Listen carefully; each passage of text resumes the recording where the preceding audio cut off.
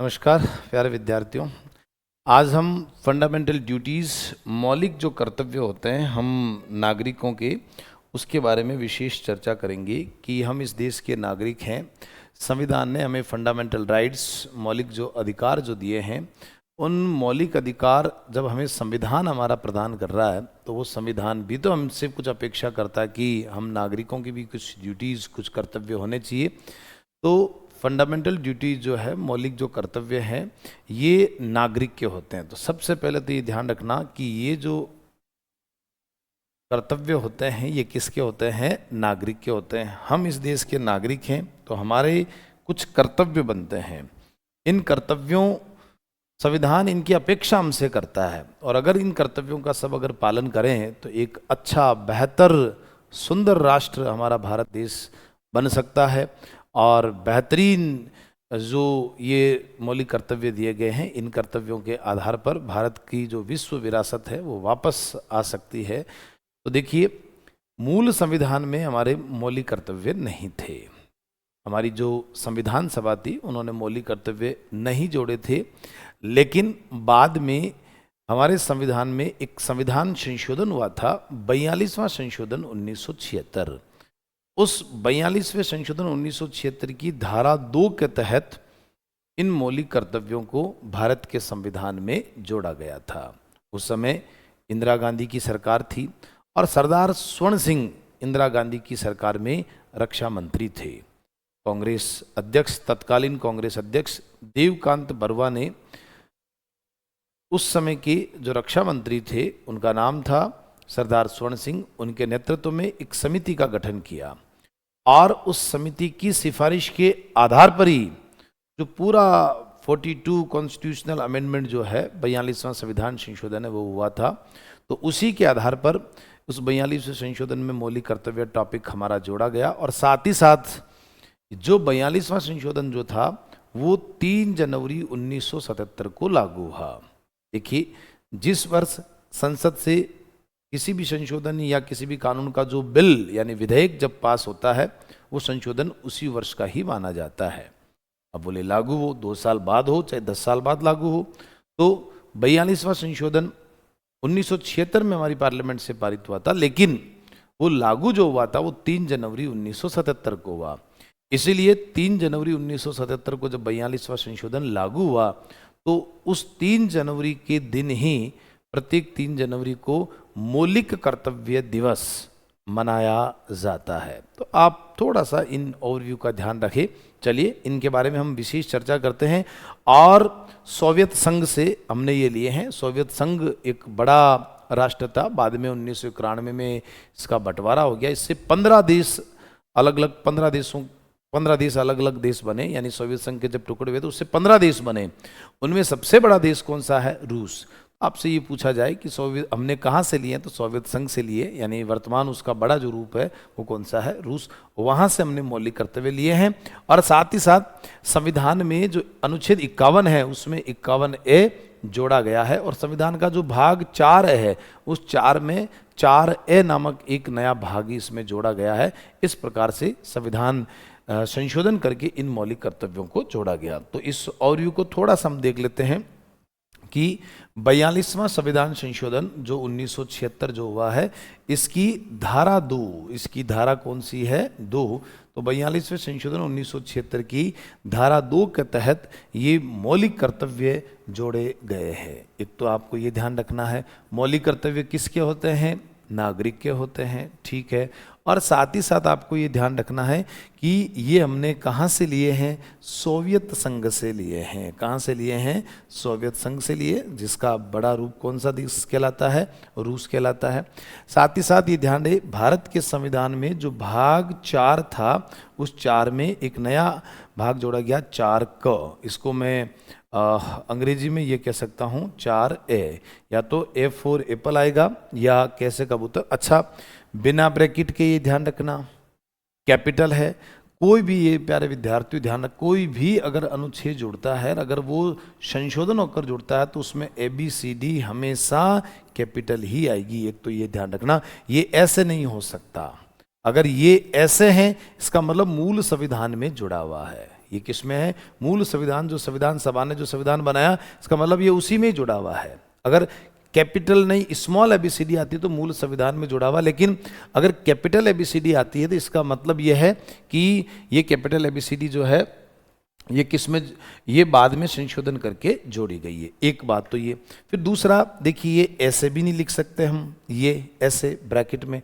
Bracket का मतलब है कि जो भाग 4 कहता है उससे रिलेटेड ही बात करेगा, उससे अलग बात नहीं करेगा, उससे रिलेटेड ही बात करेगा, उससे अलग बात नहीं करेगा। ये ब्रैकेट का मतलब होता है। जैसे भाग 4 क्या कहता है? नीति निदेशक तत्व, जो सरकार के डायरेक्टिव प्रिंसिपल्स जो होते हैं, जो सरकार लोक कल्याणकारी जो योजनाएं चलाती है, तो भाग 4A जो है वो नीति निदेशक तत्वों के बारे में बात करता। तो अगर ब्रैकेट में होता तो ये नीति निदेशक तत्वों से रिलेटेड ही बात करता।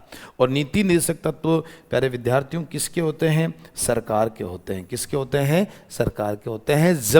जबकि ये बिना ब्रैकेट के, इसका मतलब भाग 4 से इसका कोई लेना देना नहीं है। और भाग 4 निदेशक तत्व कहता है बिना ब्रैकेट के, यानी ये स्वतंत्र है। ये क्या है? स्वतंत्र है, इससे भाग 4 से कोई लेना देना नहीं है। तो ये देख लो, ये किसके होते हैं? नागरिक के होते हैं। ठीक है ना? तो ये सरकार की चीज है। अगर ये ब्रैकेट में होता तो ये सरकार से रिलेटेड कल्याणकारी ही बात करता है। इसलिए बिना, इतना फर्क रहता ब्रैकेट और बिना ब्रैकेट का।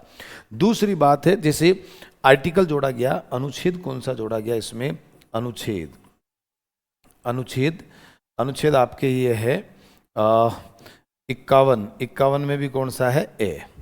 अब अनुच्छेद 51 क्या कहता है? अनुच्छेद 51 ये कहता है कि अंतर्राष्ट्रीय शांति और सुरक्षा की अभिवृद्धि। अंतर्राष्ट्रीय शांति सुरक्षा की क्या है? अभिवृद्धि। इसका मतलब क्या है कि अंतर्राष्ट्रीय शांति का मतलब यहां पर ये हो गया कि इंटरनेशनल लेवल पर हमारी सरकार शांति की बात करेगी। ओके। अब अगर 51A यूं होता है, ब्रैकेट में होता है, इसका मतलब ये इससे रिलेटेड ही बात करता, अंतर्राष्ट्रीय शांति की बात करता, सरकार की बात करता, लेकिन ये तो बिना ब्रैकेट के है। तो ये नागरिक, यानी ये कर्तव्य की बात कर रहा है। और कर्तव्य किसके होते हैं? नागरिक के होते हैं। तो 51 तो सरकार के लिए कहता है कि आप अंतर्राष्ट्रीय शांति, तो ये भी बिना ब्रैकेट के आएगा और कैपिटल आएगा, संशोधन करके जोड़ा हुआ होगा। तो सबसे पहले प्यारे विद्यार्थियों, आपको इस टॉपिक, बहुत छोटा टॉपिक है, 11 बिंदु इसमें, हर दूसरे एग्जाम में इसमें से सवाल आता है, लेकिन हर बार नया एक ओवरव्यू करके सवाल पूछा जाता है। वैज्ञानिक तरीके से इस टॉपिक में से क्वेश्चंस पुट होते हैं, तो आपको इसको वैज्ञानिक तरीके से समझना है, ना कि रट्टा मारना है। हर एनसीईआरटी की किताब के पीछे मौलिक कर्तव्य आपको लिखे हुए मिल जाएंगे, सरकारी ऑफिसों में मौलिक कर्तव्य लिखे हुए मिल जाएंगे, है तो वही है, लेकिन उनको किस प्रकार से पूछा जा रहा है। तो अगर एग्जामिनर ने क्या मौलिक कर्तव्य उल्लेखित है, ऐसा ऑप्शन आया 51A, ऐसे आ गया 51A, ऐसे आ गया 51A और ऐसे आ गया 51A।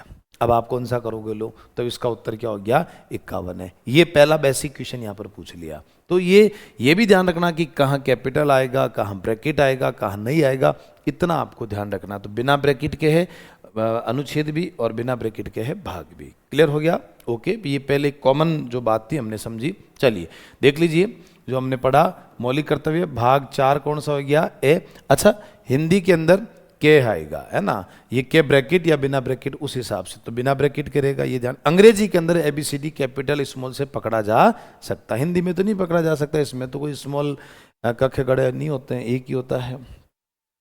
मूल कर्तव्य हमें पता। अच्छा, भाग 4 देखो, हमने ऑब्लिक करके दोनों आपको बताया, हिंदी और अंग्रेजी। तो भाग 4 है और हिंदी में 4 क, है ना? मूल कर्तव्य सोवियत संघ से लिए गए, यानी रूस से लिए गए हैं। किससे लिए गए हैं? सोवियत संघ से, यानी रूस से लिए गए हैं। सोवियत संघ बड़ा था। 1991 में सोवियत संघ का 15 टुकड़े हो गए, है ना? उसमें सबसे बड़ा देश कौन सा निकल गया? रूस निकल गया। यहाँ से लिए गए, दोनों में से एक ऑप्शन देगा, दोनों नहीं देगा आपको। अगर बाई द वे सोवियत संघ नहीं दे तो आपको रूस ऑप्शन दे सकता है, और अगर रूस नहीं है तो केवल सोवियत संघ देगा। मूल संविधान में इन कर्तव्यों का कोई उल्लेख नहीं था, अर्थात ये क्या थे? शून्य था। एक बार आरपीएस ने यह सवाल पूछ लिया कि भारत के संविधान में मूल रूप से कितने मौलिक कर्तव्य थे। अब जैसे 42वें संशोधन के द्वारा 10 मौलिक कर्तव्य जोड़े गए, फिर 86वें संशोधन के द्वारा एक मौलिक कर्तव्य और जोड़ दिया, 11वां।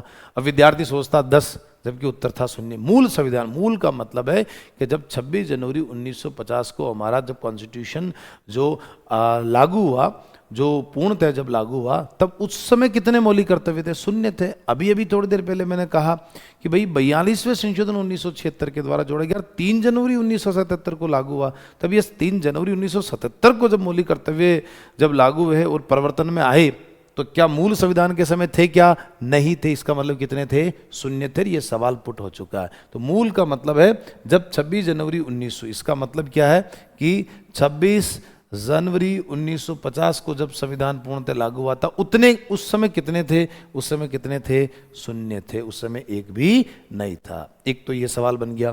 फिर हमने पढ़ा 42वें संशोधन 1976, है ना, 76 की यहाँ पर आप नोट्स में ऐड कर ले। धारा कौन सी? 2। नोट्स में जरूर ऐड करें। एनसीईआरटी में इसकी धारा दी गई है। एनसीईआरटी में इसकी धारा दी गई है। 11th क्लास की किताब में आजकल एनसीईआरटी से रिलेटेड सवाल पूछते हैं। तो ये छोटी छोटी चीजें होती है, ये कोई डिटेल नहीं है। एनसीईआरटी के अंदर बिल्कुल छोटा सा दिया गया नीचे, है ना, धारा 2 के तहत इसको क्या कर दिया गया? जोड़ दिया गया। तो ये ध्यान रखना, धारा 2 के तहत इनको क्या किया गया है? जोड़ा गया है। अब देखिए, द्वारा इन्हें संविधान में दर्जा दिया गया। तो संविधान में दर्जा कौन से संशोधन द्वारा दिया गया? 42वें संशोधन 1976 के द्वारा इन्हें दर्जा दिया गया। सरदार स्वर्ण सिंह समिति, सरदार स्वर्ण सिंह समिति की सिफारिश पर इन्हें जोड़ा गया। मैंने बता ही दिया कि सरदार स्वर्ण सिंह उस समय रक्षा मंत्री थे देश के। क्या थे? रक्षा मंत्री थे। लेकिन इस समिति का जो गठन है, उस समय तत्कालीन कांग्रेस अध्यक्ष देवकांत बरुआ ने इस समिति का गठन किया। तो देखिए, हमने ग्राफिक्स से आपको बताया है, ये सोवियत संघ जो 1991 के समय जो ये सोवियत संघ का नक्शा था, इससे बड़ा देश कौन सा निकला? रूस निकला। वहां से हमने लिया, क्योंकि जब 1976 में हम ले रहे हैं, उस समय तो कौन सा देश था? सोवियत संघ ही तो था। इसलिए हमने वहां से कर्तव्य लिए हैं। कहां से? भारत के संविधान में। तो हमने आपको समझा, सोवियत संघ से हमने ये भारत के संविधान में मौलिक कर्तव्य लिए हैं 42वें कॉन्स्टिट्यूशनल अमेंडमेंट 1976 के द्वारा।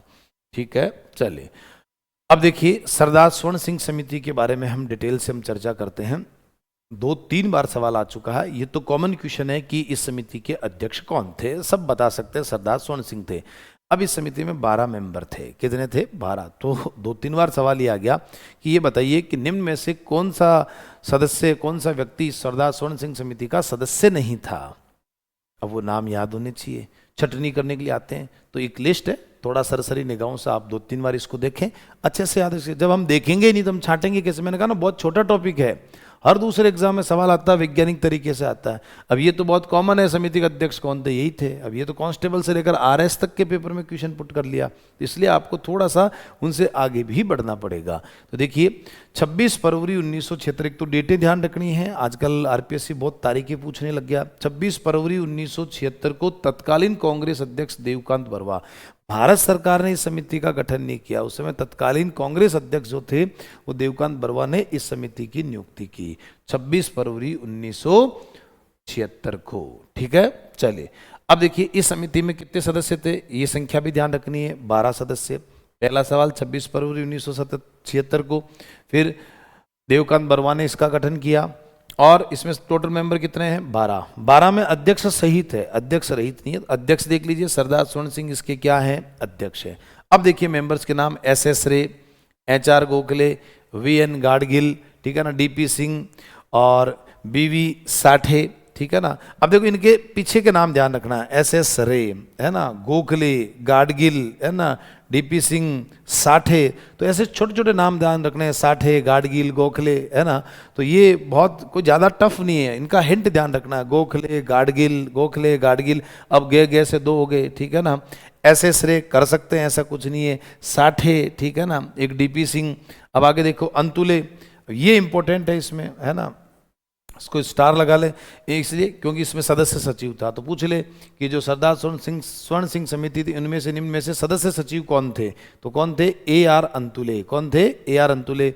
रजनी पटेल, है ना, BA सैयद मोहम्मद, एक मुस्लिम है, बिल्कुल मुस्लिम नाम पूछा जा सकता है कि एक बताइए कि सरदार स्वर्ण सिंह समिति का एकमात्र मुस्लिम सदस्य कौन था?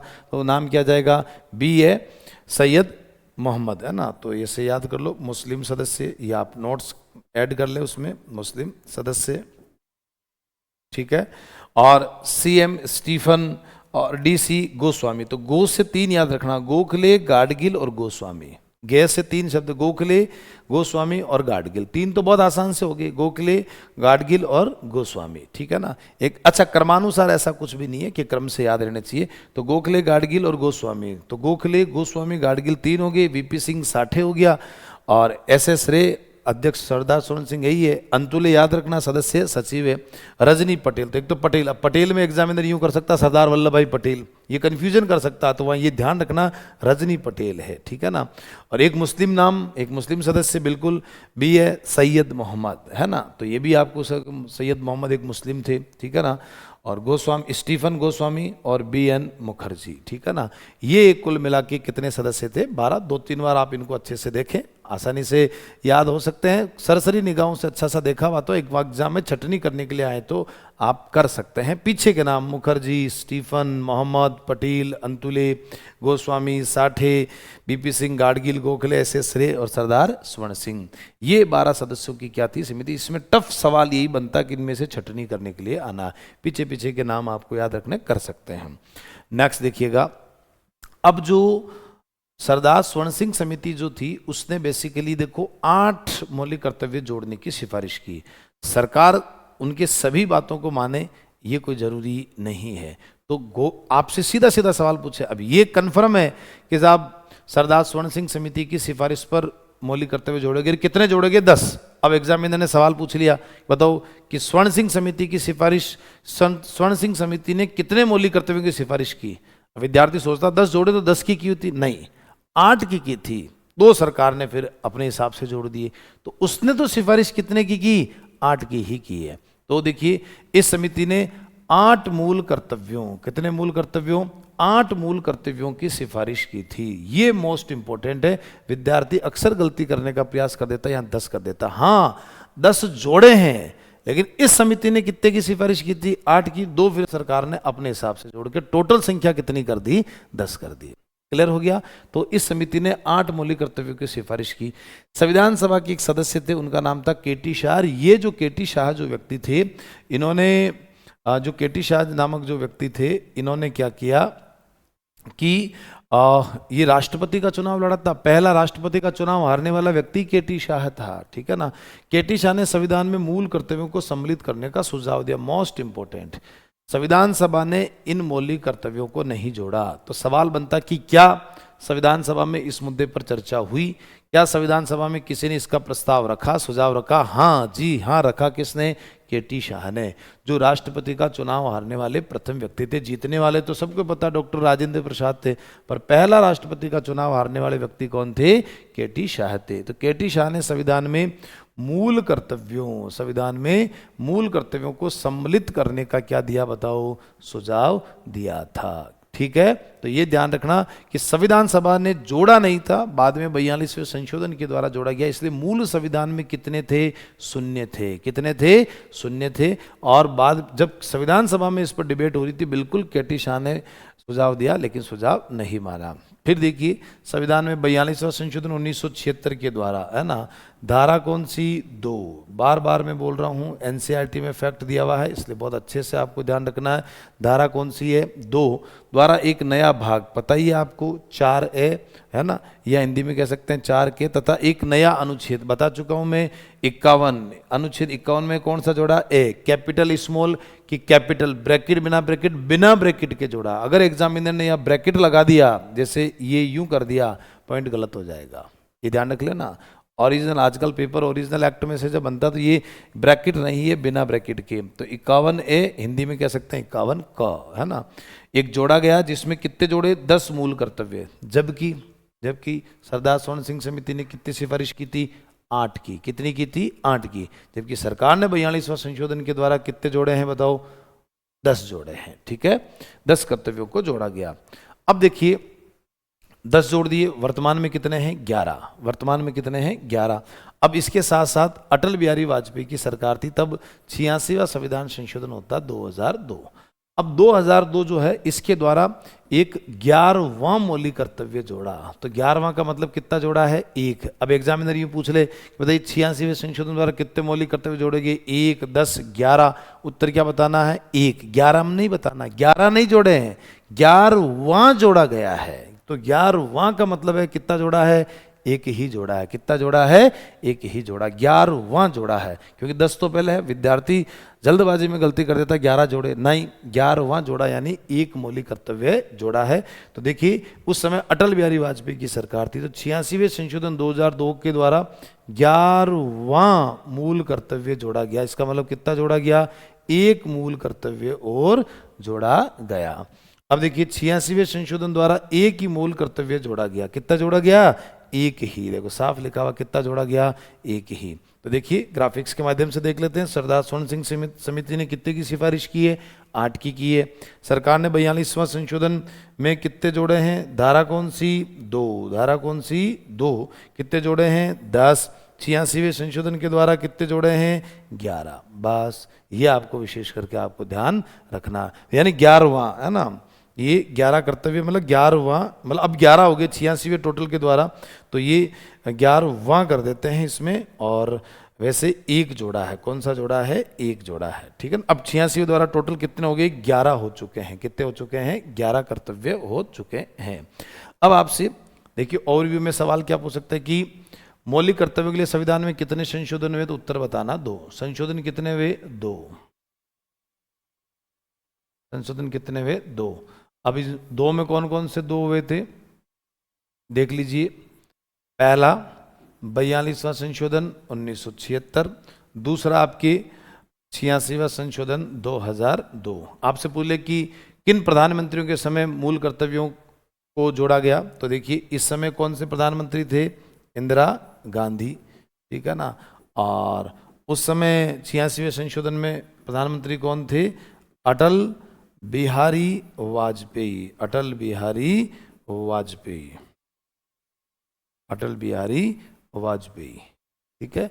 इंदिरा गांधी, अटल बिहारी वाजपेयी, तो 2 प्रधानमंत्रियों के समय इनको जोड़ा गया है। और 2 संशोधन है, 86वां और 42वां और 86वां। तो ये भी आपसे सवाल, देखो मैंने कहा ना बहुत छोटा टॉपिक है, अच्छे से इसमें से नंबर अचीव किए जा सकते हैं, तो मार्क्स अचीव कर सकते हैं, लेकिन बहुत अच्छे से वैज्ञानिक तरीके से ही इसको पढ़ना है, ठीक है ना। तो 2 प्राइम मिनिस्टर और 2 ही इसमें क्या है? संशोधन, ठीक है। नेक्स्ट देखिएगा, मूल कर्तव्य 51।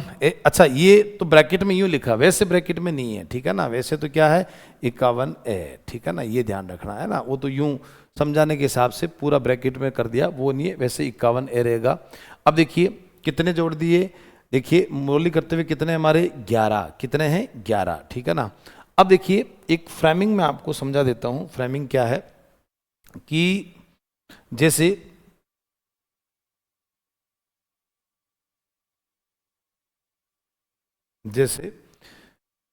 अनुच्छेद 51 तो ये तो है ही है, ये हर जगह रखना है ना। जैसे ये हर जगह रखना है, ऐसे 51A 51A 51A हर जगह रखना। ऐसे करके टोटल कितने हो जाएंगे? 11। अब जैसे 11 है तो ये देखो 1 2, तीसरा पॉइंट में क्या लिखा हुआ, चौथे में क्या? इसको एग्जामिनर क्या कर सकता है? ये भी कर सकता है, छोटा वाला ABCD। तो ये नंबरिंग संख्या में काउंट होगा, है ना। ऐसे B, ऐसे C, ऐसे D, ठीक है ना। और इसको ऐसे K भी कर सकता है, ठीक है ना। ख भी कर सकता है ना। ग भी कर सकता है, घ भी कर सकता है। मैं आपको समझाना चाह रहा हूं कि जो मौलिक कर्तव्यों की नंबरिंग संख्या, पहले तो आपको इस नंबरिंग संख्या से, अरे आजकल बहुत बेहतरीन सवाल पूछते हैं कि भारत की एकता व अखंडता मौलिक कर्तव्य की कौन से इस नंबर पर आती है? एकता अखंडता की जो लाइन लिखी हुई है, ये 1 नंबर पे लिखी हुई है, 2 पर, 3 पर, 4 पर। तो उत्तर बताना साहब 3 नंबर पे लिखी हुई है। ऐसे सीधे सीधे सवाल आते हैं, तो कौन सी लाइन कौन से नंबर पे लिखी हुई है ये आपको हूबहू याद होनी चाहिए। पहला तो आपको यही तरीका अपनाना है कि 11 सीक्वेंस में ही आने चाहिए। 7 नंबर की लाइन 5 में याद नहीं है। अब ऐसा नहीं कि सब याद है साहब, उस लाइनों का क्या, कौन सी ये बात कौन से नंबर पर लिखी हुई है आपको याद होनी चाहिए। क्लियर हो गया? ये बात होनी चाहिए आपकी। एक बात तो ये हो जानी चाहिए। दूसरी बात क्या है कि एक, अब जैसे इस एक को एग्जामिनर क्या कर सकता है? ये ABCD करके भी कर सकता है ऐसे, पर वो स्मॉल वाली होगी। वो कैसी होगी? स्मॉल वाली होगी, कैपिटल नहीं होगी, ठीक है ना। कैपिटल वाली तो मूल, अच्छा इसको कैखे गड़े में भी लिख सकता है ये ऐसे, ये भी हो सकता है, कोई दिक्कत नहीं है। कैखे गड़े हो सकता है, ABCD हो सकती है, 1 2 3 4 5 6 हो सकता है, कैसे भी हो सकता है। अब इसको मूल अनुच्छेद तो 51 ए ही रहेगा, चाहे तो हिंदी में आपको इसको 51 क भी कह सकते हो, ऐसे भी रह सकता है। तो जब भी आप एग्जाम में देखोगे ये तो आपको मिलेगा, चाहे हिंदी में चाहे अंग्रेजी में, चेंजमेंट आपको यहां मिलेगा। उसके आगे या तो वो 51 में 1-2 पूछना चाह रहा है, इस 1-2 को वो ABCD स्मॉल करके डाल देगा, इस 1-2 को कैसे खड़े, जैसे मैं आपको और प्रैक्टिकल करके समझा देता हूं। जैसे फॉर एग्जाम्पल कि जैसे 51 ए तो है ये, अब मैं जैसे एक तो लिख देता हूं 1 नंबर को, ये इसी 51 ए को देखो मैं और चेंज करके लिखता हूं, अलग कलर से लिखता हूं ताकि थोड़ा सा और अच्छे से आपको समझ में आए। जैसे 51 ए, और ये भी हो सकता है, और देखो 51 ए तो रहेगा और का भी हो सकता है। तो इस 1 नंबर को इस स्मॉल ए में भी लिख सकता है और इसमें भी लिख सकता है। अच्छा, इसी को देखो मैं हिंदी में लिखता हूं, 51 के 1, ये भी लिख सकता है हिंदी में।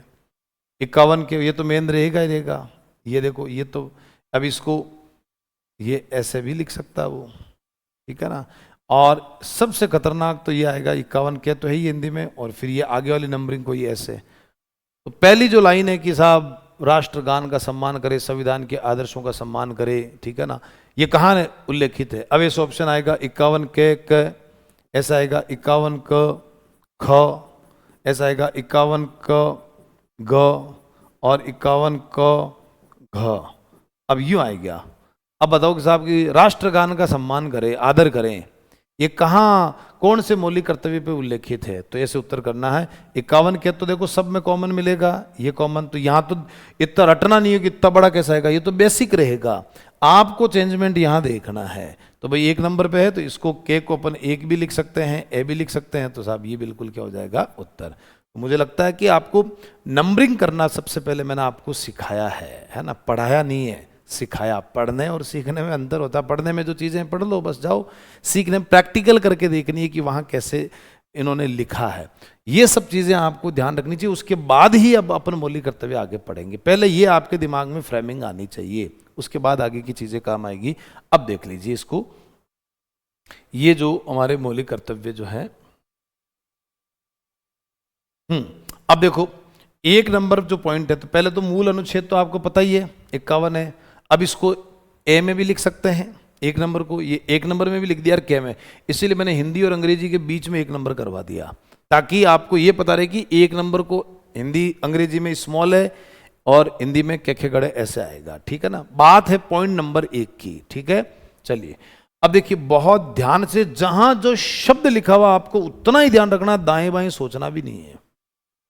सावधानी हटी दुर्घटना घटी। जैसे पहला जो अपना मौलिक कर्तव्य उसमें लिखा हुआ है कि देखिए संविधान का पालन करें, तो हम नागरिक का ये कर्तव्य बनता कि हमें संविधान के नियमों का पालन करना, संविधान की परिधि से बाहर जाकर किसी को कार्य नहीं करना है। संविधान के अंदर रहकर हमें क्या करना है, कार्य करना है। इसका मतलब मैं मनमर्जी से काम करूंगा तो फिर तो संविधान का कोई महत्व ही नहीं है। और संविधान में कितनी बेहतरीन चीजें दी, अगर संविधान का पालन करें इस देश में चोरी डकैती बदमाशी अन्याय कुछ होगा ही नहीं। तो नागरिक की बात ही कर्तव्य बनता है कि संविधान का पालन करें, मैं पालन करना, और उसके आदर्शों जो उनमें बातें लिखी गई है उन आदर्शों को, आदर्शपूर्वक बातें, उनका सरकार भी उसका पालन करे, नागरिक भी उसका पालन करे, उसके आदर्शों। संस्थाएं कौन सी, जैसे हमारे देश की संसद हो गई, ठीक है ना, विधानमंडल हो गया। अब संविधान ने तो इन संस्थाओं का गठन किया है, तो ये इन संस्थाओं का सम्मान करना, आदर करना, कि मैं संसद की बात को नहीं मानता, संसद ने कानून बनाया, मैं विधानसभा की बात को नहीं मानता, क्यों नहीं मानते, ये कानून बनाने वाले मंदिर है हमारे, कानून बनाने वाली संस्थाएं उनके मंदिर है। इसलिए संसद और विधानमंडल, राष्ट्रीय ध्वज, सबसे ऊंचा झंडा हमारा, देखो ये राष्ट्रीय ध्वज हमारा, ये हमारा कॉन्स्टिट्यूशन है ना, तो इस राष्ट्रीय ध्वज का सम्मान करना है, नागरिक की बाती कर्तव्य बनता है हमारा।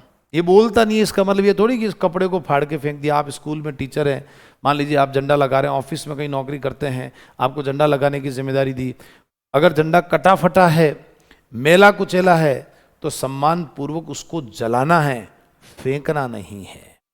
ये इसका आदर है। आप कटे फटे को फहरा रहे हो तो ये इसका अपमान है।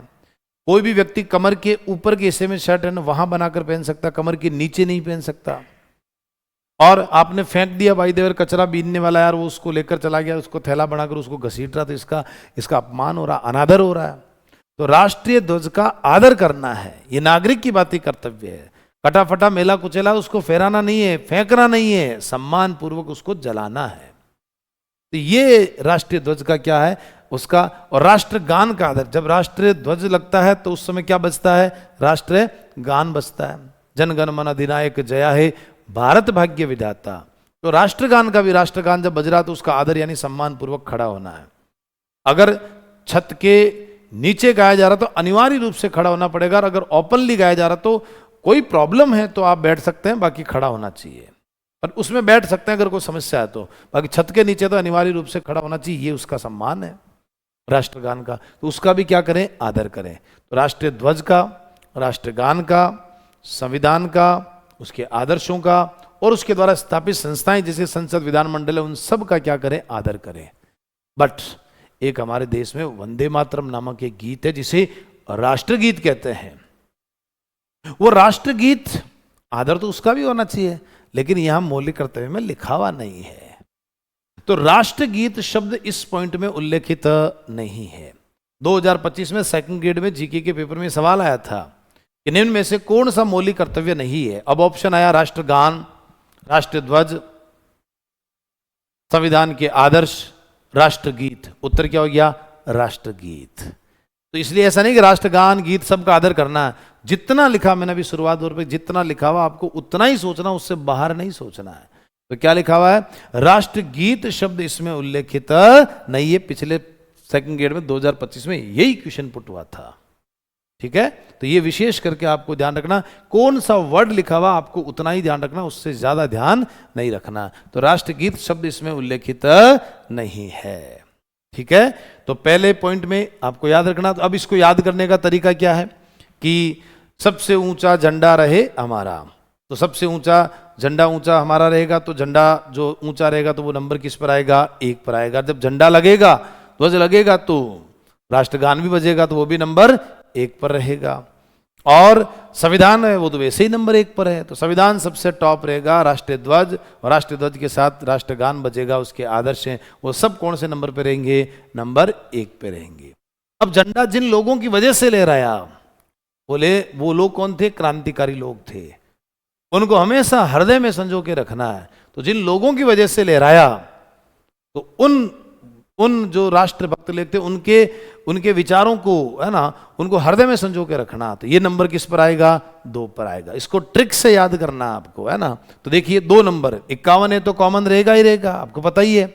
इसको हिंदी में 51 क भी लिख सकते हो आप, है ना, क भी लिख सकते हो। अब वही 2 नंबर लिखो या स्मॉल बी लिखो या ख लिखो, ठीक है ना। क्या लिखा कि स्वतंत्रता के लिए हमारे राष्ट्रीय आंदोलन को प्रेरित करने वाले जो लोग थे, कौन थे, वीर सावरकर, विनायक दामोदर सावरकर, जो 13 के फ्रांस पहुंच गए थे। अंग्रेजी हुकूमत के खिलाफ उन्होंने बहुत बड़ी लड़ाई लड़ी थी। भारत का ऐसा पहला परिवार था जिसको देशभक्ति के लिए पूरे मतलब स्कूल से निष्कासित किया, घर से ही उनके परिवार को बाहर निकाल दिया गया था, घर पे ताले लगा दिए अंग्रेजों ने। देशभक्ति के लिए स्कूल से सबसे पहले निष्कासित होने वाला लड़का विनायक सावरकर था। विदेशी कपड़ों की होली जलाने वाले विनायक सावरकर थे। भगत सिंह, सुखदेव, राजगुरु, आज कौन उनके घर से बताओ प्रधानमंत्री, राष्ट्रपति बना हुआ, कोई नहीं है। त्यात्या टोपे ने 1857 के संग्राम में जितना बड़ा योगदान दिया, बाद में एक मान सिंह नामक व्यक्ति था, उसकी वजह से वो पकड़ा गया, अंग्रेजों ने फांसी दे दी। आज त्यात्या टोपे के परिवार के लोग कानपुर के रेलवे स्टेशन के बाहर जूते गठने का काम करते हैं। आप कल्पना करिए कि कैसे कैसे लोग थे जो फांसी के फंदे से फांसी के फंदे पर चढ़ने से पहले उन्होंने ये नहीं सोचा मेरे परिवार का क्या होगा, मेरे बूढ़े माँ बाप का क्या होगा। कई औरतों की मांग उजड़ गई, कई माताओं की कोख उजड़ गई, और उन्होंने हंसते हंसते देश के लिए बलिदान दे दिया। क्या आपका और मेरा ये कर्तव्य नहीं बनता कि उन लोगों को याद करें? क्या उनकी कुर्बानियों की वजह से आप और मैं आज जैसे आज़ादी की सांस ले रहे हैं और स्वतंत्रता की सांस ले रहे हैं? वरना उनको क्या मिला आज? अगर हर कोई ऐसे सोच रहा कि मुझे क्या लेना देना, अगर वो भी ऐसे सोचते तो आज भी हम किसी अंग्रेज के घर में साफ सफाई करते मिलते। तो स्वतंत्रता के लिए जिन्होंने राष्ट्रीय आंदोलन को प्रेरित किया, बड़े बड़े मूवमेंट चलाए, महात्मा गांधी जैसे लोग जो इतने बड़े वकील थे, उस समय एक बहुत बड़े वकील थे, पंडित जवाहरलाल नेहरू के पिता थे मोतीलाल नेहरू, और उस समय उनकी जो फीस थी एक केस की, एक दिन की, आज के 10 लाख के बराबर थी। जो भी उस समय रुपया होगा। आज कोई व्यक्ति 10 लाख रोज के कमा रहा है ना, उस समय उतने कमाते थे मोतीलाल नेहरू। उनसे भी बड़े वकील थे महात्मा गांधी, लेकिन वकालत का पैसा छोड़कर और वो आंदोलन में कूद पड़े। तो क्या ऐसे लोगों को हृदय में संजो के नहीं रखना है? ये हमारा नागरिक की बात ही कर्तव्य बनता है। और अगर नहीं भी रखते तो कौन कहने वाला है? आज महाराणा प्रताप, वीर शिवाजी, ये सब इन्होंने जो बलिदान दिए मातृभूमि की रक्षा के लिए, उन्होंने उदाहरण पेश किए। तो घर में बच्चों को ऐसी कहानियां बतानी, हमको ऐसी चीजें पढ़नी है, तो इनको हृदय में संजो के रखना। तो झंडा जिन लोगों की वजह से लहराया, 15 अगस्त का वो दिन जो हमें देखने को मिला, जिस दिन हमें गर्व होना चाहिए कि दुनिया के सबसे बड़े लोकतंत्र के हम हिस्सा बने, तो वो दिन देखने के लिए जिन लोगों ने आंदोलन किए, ऐसे लोगों को हृदय में संजो के रखना। ये बात कौन से नंबर पर आएगी? 2 नंबर पर आएगी। तो देख लो, इसको 2 नंबर से याद कर लो। स्वतंत्रता के लिए हमारे राष्ट्रीय आंदोलन को प्रेरित करने वाले उच्च आदर्शों को हृदय में संजोए रखें और उनका क्या करें? पालन करें। ठीक है, ये नंबर 2 पे। तो राष्ट्रीय ध्वज, राष्ट्रगान, ये उसके अलावा संविधान के उसके आदर्श और संस्थाएं नंबर 1, और राष्ट्रीय ध्वज जिन लोगों की वजह से ले रहा है उनके आंदोलन को प्रेरित करने वाले नंबर 2 पर। 51 ए में जो, अब देखिए 51 तो मूल रहेगा ही। 3 नंबर की बात कर लेते हैं, सी यानी ग, भारत की प्रभुता, कोमा लगा देता हूं मैं, है ना, एकता और अखंडता, है ना, की रक्षा करे और उसको अक्षुण्ण रखे। तो इन आंदोलन, इसे याद करने का तरीका क्या? इन आंदोलनकारियों ने भारत को तोड़ा थोड़ी था, एक रखने का काम किया। आज 1857 के संग्राम में सबसे ज्यादा बलिदान सिखों ने दिया था। 123 ऑथेंटिक फांसियां दी थी, उसमें से 82 या 85 सिख मां की कोख से लोग गए थे। तो आप कल्पना करिए कौन उनका बड़ा, उन्होंने कब कहा था कि हमारा सिखों के लिए अलग देश होना चाहिए? तो इसलिए ऐसे जो लोग, उस समय गुरु गोविंद सिंह के 4 बेटे थे, चारों के चारों बेटे कुर्बान हो गए।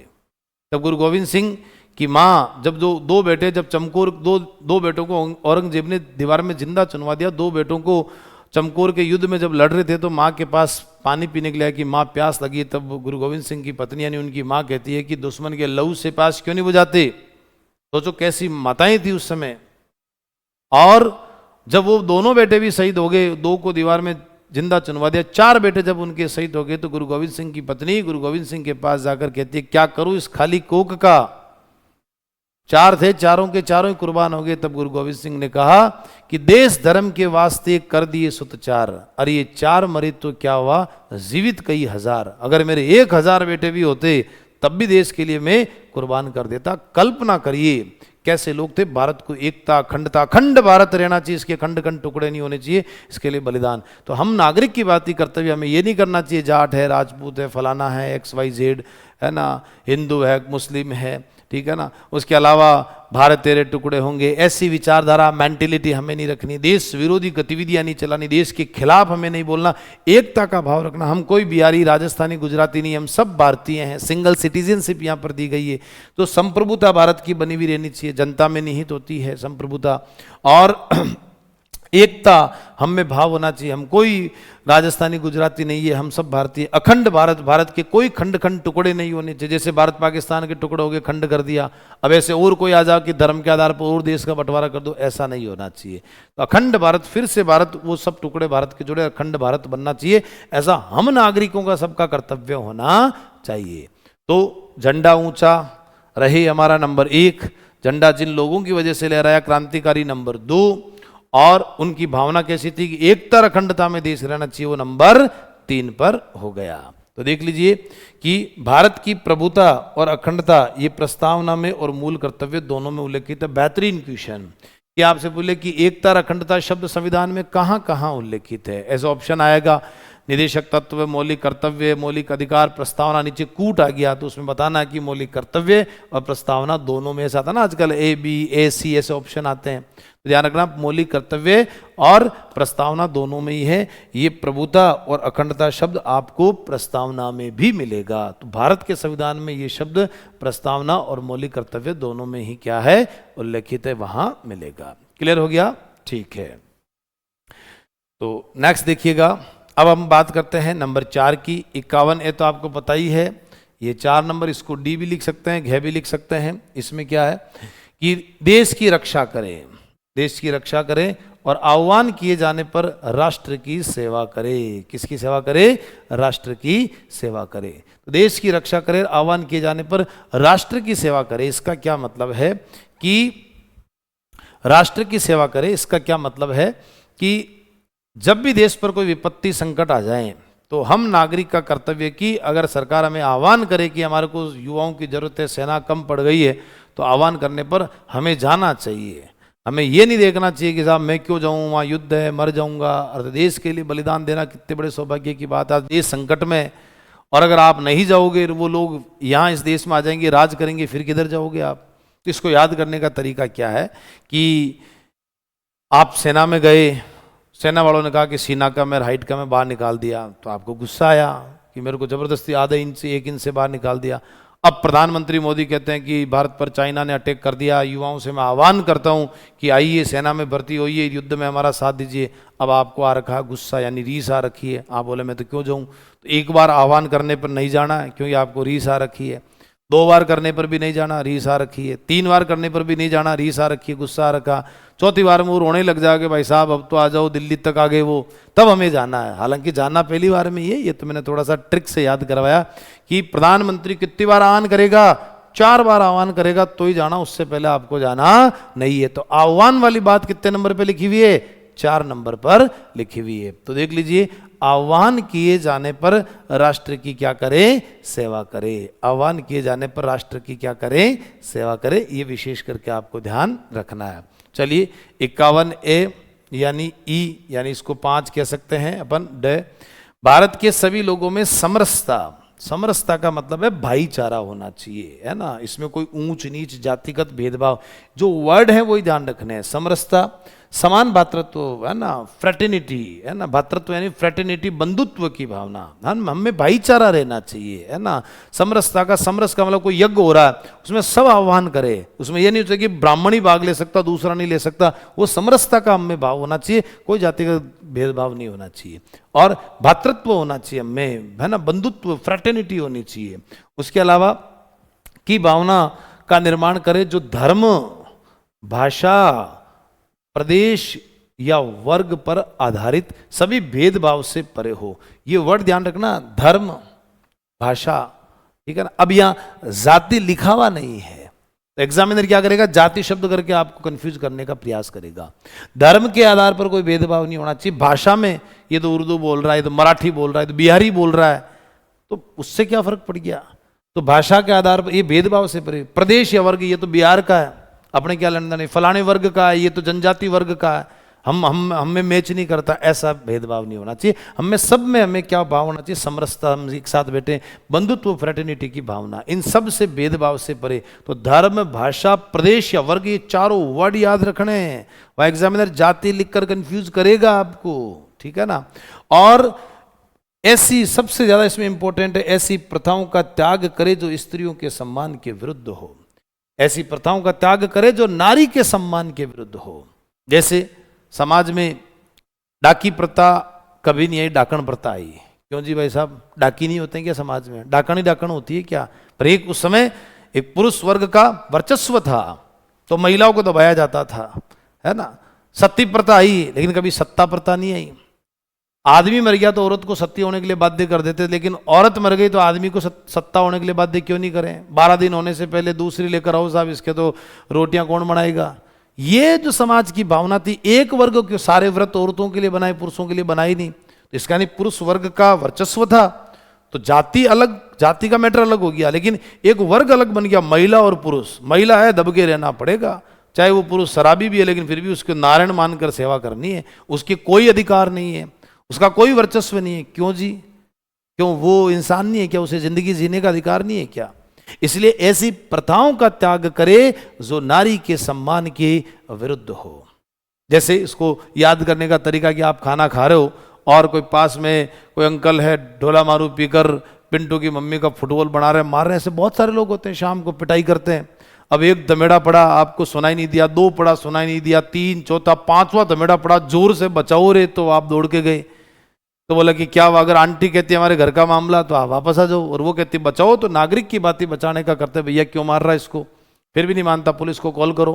ठीक है ना। हम किसी रोड पर जा रहे हैं, कोई बच्ची जा रही है, लड़की जा रही है, 3-4 जो समाज कंटक लोग उस लड़की को छेड़ रहे हैं, तो अपन सोच रहे हैं अपनी बहन थोड़ी, अपने को क्या लेना देना। लेकिन नागरिक की बात ही करते हैं तो उनसे बात करें, आपको लगता है ज़्यादा है तो वो उस समय पुलिस को कॉल कर दें, है ना। कई लोग ऐसे होते हैं शादी के बाद मेरे को पसंद नहीं है लड़की को, छोड़ देते हैं। तो अपनी बहन को कोई छोड़ता तब कैसे कहते हैं बहन जिया जी को बाहर निकाल, बाहें कैसे ऊंची कर लेते हैं। तो कहने का मेरा मतलब है कि ये जो प्रथाएं जो नारी को दबाया जाता है, इसी प्रथाओं का त्याग करे जो नारी के सम्मान के विरुद्ध हो। इसको याद करने का तरीका, आंटी जी के दमेड़े कितने पड़े? 5। तो स्त्री वाली बात, आंटी जी वाली बात कौन से नंबर पर है? 5 नंबर पर। अगर याद नहीं आया तो ऐसे आप याद कर लेना, ठीक है। तो स्त्रियों के, नारी के सम्मान के विरुद्ध हो, ऐसी बात कितने नंबर पे लिखी हुई है? 5 नंबर पे लिखी है। तो धर्म, भाषा, प्रदेश या वर्ग पर आधारित भेदभाव से क्या हो? परे हो। अब देखिए, मौलिक कर्तव्य में भातृत्व यानी जो भावना, प्रस्तावना में बंधुत्व शब्द क्या है? उल्लेखित है। ये थोड़ा सा आपको ध्यान रखना कि वहां लिखा हुआ है बंधुत्व, यहां लिखा हुआ भातृत्व, दोनों का मतलब ये है कि फ्रेटर्निटी, भाईचारा, ठीक है ना। तो ये शब्द वहां पर भी है और यहां पर भी। हिंदी में अर्थ हिंदी में दोनों अलग अलग लिखे हैं, लेकिन अंग्रेजी में फ्रेटर्निटी शब्द लिखा हुआ। तो देश की सेवा करने का देखिए, हमने ग्राफिक्स आपको बताया कि ये सेवा करने के लिए कितनी बार बुलाएगा आपको? 4थी बार बुलाएगा, तब आपको जाना, उससे पहले जाना नहीं है, ठीक है ना। ये देखो समरसता, देखो ये भाईचारा होना चाहिए, इस प्रकार से ये समरसता का भाव हमें होना चाहिए, तब हमारा एक महान देश बनेगा। तो ये नंबर 5 पे है। अब देखिए, याद करने का तरीका फिर से कर लेते हैं। नंबर 1 पर क्या आता है? राष्ट्र ध्वज आता है, राष्ट्रगान आता है, संविधान के आदर्श, संस्थाएं, संविधान, इनका पालन करना है। और उसके अलावा राष्ट्र, नंबर 2 पर हमारे राष्ट्रीय आंदोलन को प्रेरित करने वाले जो लोग आएंगे, क्रांतिकारी वगैरह हो गए। नंबर जो 3 है राष्ट्रीय एकता, अखंडता आएगा। नंबर जो 4 है देश के लिए आह्वान करने वाली बात। नंबर 5 समरसता, भातृत्व जो होना चाहिए, उसमें धर्म, जो भाषा है, वर्ग या प्रदेश, जो उसकी बात हमने करी थी। उसके अलावा ऐसी प्रथाओं का त्याग करे जो नारी के सम्मान के विरुद्ध। देखो ये हमने एक नारी के सम्मान के विरुद्ध की हमने एक बात भी आपको बताई है, ठीक है। तो थोड़ा सा इस बात का भी विशेष करके आपको ध्यान रखना है। आगे देखिए 51A में अब 6 नंबर की, जो जहां मैं समझा रहा हूं बस वो पॉइंट वैसे ही याद होने चाहिए कि 6 नंबर, इसको अंग्रेजी में एफ भी कहते, एफ स्मॉल वाला आएगा, है ना, और 6 चम्मच, है ना। हमारी सामासिक, अब एग्जामिनर यहां क्या करेगा? सामाजिक लिखकर आपको कंफ्यूज कर देगा, बस। सामासिक यानी अंग्रेजी में इसको कहते हैं कंपोजिट, सामाजिक को कहते हैं सोशली। तो सोशल शब्द नहीं लिखा हुआ, कंपोजिट लिखा हुआ, सामासिक संस्कृति, सारी सब मिलकर, है ना। सामाजिक मतलब सभी संस्कृतियां, है ना। तो ये ध्यान रहे कि एग्जामिनर यहां कंफ्यूज करेगा आपको, सामाजिक शब्द लिखकर, तो वहां सामाजिक नहीं करना, सामासिक। सामासिक यानी कंपोजिट कल्चर, है ना, सभी संस्कृतियों का सम्मान हो, कि गौरवशाली परंपरा का महत्व समझे और उसका परीक्षण करे। कि हमारी, जैसे याद कर लो, हिंदू, मुस्लिम, सिख, ईसाई, बौद्ध, जैन, पारसी, ये सब हमारी एक संस्कृति है, हमारा कल्चर है, सामासिक संस्कृति, है ना। उसका गौरवशाली परंपरा का क्या समझे? महत्व समझे, उसका परिरक्षण करे, ये ध्यान रहे। तो इसको याद करने का तरीका, हमारी संस्कृति कितने प्रकार की? 6 प्रकार की। तो ये संस्कृति वाली बात नंबर कितने पर आएगी? 6 नंबर पर आएगी, है ना। हिंदू, मुस्लिम, सिख, ईसाई, बौद्ध, जैन, ऐसे याद कर लो। तो 6 प्रकार की हमारी संस्कृति है, इसलिए इस 6 संस्कृति वाली बात 6 नंबर पर। इस संस्कृति की गौरवशाली परंपरा का महत्व समझे। जैसे हमारी जो कल्चर है पुरानी, ऐसे नहीं कि पश्चिम की संस्कृतियों को हम अपनाने लग गए, हमारी परंपराओं को हमें ध्यान रखना। हमारे धर्म की चीज़ें, हमारी पूर्वजों की परंपराएं, जो हमारे राष्ट्र से संबंधित, हमारे राष्ट्र के इतिहास से जो जुड़ी चीज़ें, वो चीज़ें जानी नहीं चाहिए। आजकल लोग पश्चिम के कल्चर की तरफ बढ़ रहे हैं, अपने कल्चर को भूल रहे हैं, ये गलत है। तो हमारी संस्कृति, हमारा गौरव, हमारे किले, स्मारक, ये सब संस्कृति हमारी रहनी चाहिए। तो देखिए, सामाजिक शब्द इसमें उल्लेखित नहीं है, यही आपको एग्जामिनर कंफ्यूज करेगा। निम्न में से बोल देगा कौन सा मौलिक कर्तव्य सही नहीं है, है ना। अब जैसे ऊपर के 3 पॉइंट सही लिख दिए, 1 पॉइंट पूरा ये लिख देगा, अब आपको लगेगा चारों ही सही चल रहे हैं, समझ ही नहीं आ रहा। नीचे होशियार है, 1 2 3, इनमें से कोई नहीं, आप बोल दोगे कोई नहीं, लेकिन जबकि पता चलेगी यहाँ पर सामाजिक लिख दिया उसने। ये माइनर चीज़ें होती है। फिर अगला देखिए 51A 7, यानी इसको जी कहते हैं, हिंदी में अच्छा कहते हैं। अब देखिए 7 नंबर पर प्राकृतिक पर्यावरण, जो नेचुरल हमारी जो पर्यावरण है ना, उसमें जो वन, झील, नदी, वन्य जीव, है ना। अब देखिए यहाँ पर देखो, मैं लिख रहा हूँ वन, झील, नदी, वन्य जीव, इनके अलावा दूसरा कोई याद नहीं रखना है। जैसे 2021 में असिस्टेंट प्रोफेसर में जीके में सब्जेक्ट में क्वेश्चन आया था कि बताइए कौन सा मौलिक कर्तव्य नहीं है। अब ऑप्शन इतना ही आ रहा है, छोटा छोटा वन वर्ड में डाल दिया, वन, झील, वन्य जीव और पशु। अब उसमें उत्तर था पशु। ऐसे आपको ध्यान रखना, ऐसे वहां पर वर्ड, वहां पर एग्जाम में। अब विद्यार्थी सोचता वन्य जीव पशु, पशु एक अलग चीज होती है, पशु में गाय भैंस भी तो होते हैं। वन्य जीव जो वन के अंदर रहने वाले जीव, उन्हीं की बात चल रही है, ठीक है ना। तो ये विशेष करके ध्यान रखना है कि वनों, अब जैसे झीलों को गंदा नहीं करना, वनों को काटना नहीं है ना। कोई व्यक्ति जाते हैं, है ना, मछली का दाना लिया और जैसे कोई आना सागर झील है, पुष्कर झील है, उसके अंदर डाल दिया, डोने सहित डाल देते हैं। अब उस डोने को भी वो मछलियां खा जाती है, और मछलियां जब खा जाती है तो उस दौरान जो मछली उसको खा रही है, तो अब वो मछली ने खा लिया, मछली, एक मछली मर गई, पूरा तालाब गंदा होता है, फिर सारी मछलियां मर जाती है, सफाई करानी पड़ती है, कितनी बदबू आती है, कितना करोड़ों रुपए सरकार का खर्च हो जाता है। तो वो पैसा कहाँ से लाओगे आप? वो होता तो जनता का ही पैसा है। इसलिए ऐसे याद कर लो, मछली का दाना था 7 रुपए का, कितने रुपए का? 7 रुपए का। तो ये नंबर कौन से पर आएगी? 7 नंबर पे बात आएगी, ठीक है ना। एक तो ये याद करने का एक तरीका हो गया। तो इसलिए ऐसी हमें चीज़ों का ध्यान रखना है। नदी, जल, जो झीलें जो है, इनको गंदा नहीं करना। लोग गंगा नदी के अंदर गंदे नाले छोड़ देते हैं, तो वो नदियाँ जो गंदी है ना, तो ये हमारी प्राकृतिक धरोहर है, प्राकृतिक चीज़ें हैं, हमारी नेचुरल प्रकृति ने हमें दी है, तो इसलिए इनको गंदा नहीं करना, ये हमारा कर्तव्य है। जो झीलें सौंदर्यकरण की चीज़ें, पर्यटक को बढ़ावा मिलता है, लोग देखने आते हैं, हम इसको गंदा कर, कई लोग जाके किनारे जाकर नहाने लग जाते हैं, साबुन का पानी अंदर चला जाता है, तो फिर वो स्मेल मारता है, बदबू मारता है, ये चीज़ें। तो मछली का दाना कितने रुपए का? 7 रुपए का। तो झील वाली जो मछली का दाना झील में डालते हैं, नदी में डालते हैं, तो ये बात कौन से नंबर पर आएगी? 7 नंबर पर आएगी। तो प्राकृतिक पर्यावरण, वन, झील, नदी, वन्य जीव, बस इन 4-5 वर्ड को ही ध्यान रखना, उसके अलावा दिमाग नहीं लगाना है। कि रक्षा करनी है हमें, और उसका संवर्धन यानी उसको बचाने का प्रयास करना, संवर्धन यानी उसको प्रोत्साहित करना, आगे बढ़ाना है, ठीक है ना। तो देखो ये देखो प्राकृतिक, ये है वन्य जीव, है ना। जैसे हिरण हो गया, ये वन्य जीव, इसको मारना नहीं, सलमान खान ने मारा, तो मौलिक कर्तव्य के अकॉर्डिंग सजा नहीं हुई, लेकिन वन्य जीव एक्ट अलग से बनाओ, उसके तहत उसको सजा हुई। मौलिक कर्तव्य के अकॉर्डिंग सजा का प्रावधान नहीं है, कोई सजा का न्यायालय में परिवर्तनीय नहीं है, कोर्ट में चैलेंजेबल नहीं है, बट इनके लिए अलग से कानून बना हुआ है कि सलमान खान ने हिरण को मारा तो वन्य जीव एक्ट के तहत उस पर मुकदमा दर्ज हुआ, ना कि मौलिक कर्तव्य के। इसीलिए तो मौलिक कर्तव्य के लिए लोग ध्यान नहीं देते हैं, क्योंकि दंड का कोई प्रावधान नहीं है अगर ये लागू नहीं होते हैं, ठीक है ना। तो देख लीजिए, जैसे पर्यावरण के लिए वनों को सुरक्षित रखना, वन काटने नहीं है, तो ये प्रकृति हमारी बचेगी, तो हमारा देश, हम सुरक्षित अच्छी सांस ले पाएंगे, ऑक्सीजन हमें अच्छा मिलेगा। तो वन, झील, नदी, वन्य जीव की रक्षा करे, उसका संवर्धन करे, तथा प्राणी मात्र के प्रति दया भाव रखे।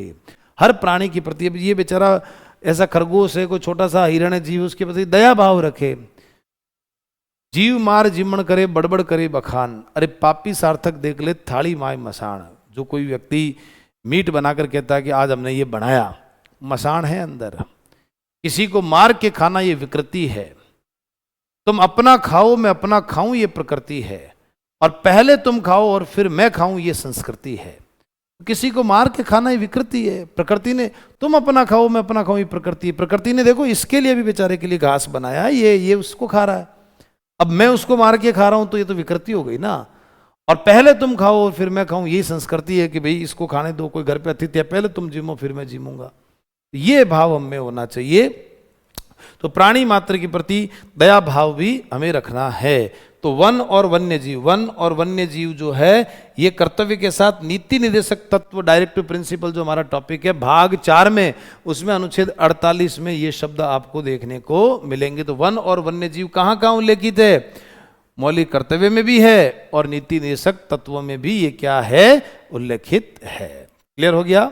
ठीक है। तो ये नदी का जो मछली का दाना वो कितने रुपए का आता? 7 रुपए का। तो ऐसे करके याद करना कि वो मछली का दाना यानी नदी झील में गिरता, तो वो बात कौन से नंबर पर आती है? 7 नंबर। थोड़े थोड़े हिंट ध्यान रखना जिससे आपको पॉइंट्स एग्जाम में याद आ जाए। नेक्स्ट देखिएगा, 8 नंबर की बात करते हैं। 51A में 8 नंबर क्या कहता है? वैज्ञानिक दृष्टिकोण, मोस्ट इंपोर्टेंट, मानववाद और ज्ञानार्जन तथा सुधार की भावना का विकास। वैज्ञानिक दृष्टिकोण का मतलब क्या है? वैज्ञानिक दृष्टिकोण का मतलब है कि आपको सकारात्मक सोच रखनी है, नकारात्मक नहीं रखनी है।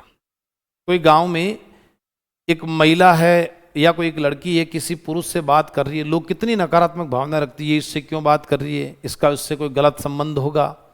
कोई बच्चा, लड़का लड़की गांव से बस में बैठकर मान लीजिए शहर पढ़ने जा रहे हैं, क्लास में कोई साथ बैठकर पढ़ रहे हैं, तब भी कई बच्चे भी ऐसे गलत विचारधारा मेंटेलिटी के होते हैं, दिमाग लगाते हैं इनमें कुछ ना कुछ होगा। अरे आप अपनी पढ़ाई करिए, आप अपनी पढ़ाई पे ध्यान दीजिए। अगर वैज्ञानिक अगर ऐसे सोचेगा तो बताओ वो कैसे विकास करेगा। वैज्ञानिक हमेशा सकारात्मक सोच रखता है, पॉजिटिव सोच रखता है। हो सकता है वो पढ़ाई की से संबंधित बात ही कर रहे होंगे, आप गलत क्यों सोच रहे हो।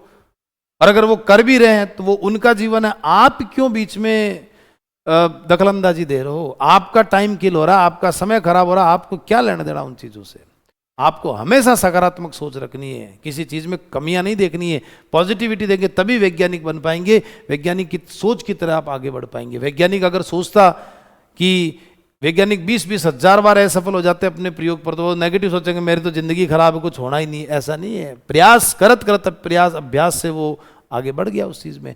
तो कहने का मेरा मतलब है कि वैज्ञानिक दृष्टिकोण हमें रखना, यानी सकारात्मक सोच रखनी। इसका मतलब ये सोच कैसी रखनी है, सकारात्मक रखनी है, नकारात्मक सोच हमारे को नहीं रखनी है। ये विशेष करके क्या रखना है, ध्यान रखना। वैज्ञानिक दृष्टिकोण, मानववाद है ना, मानववाद हमें रखना है।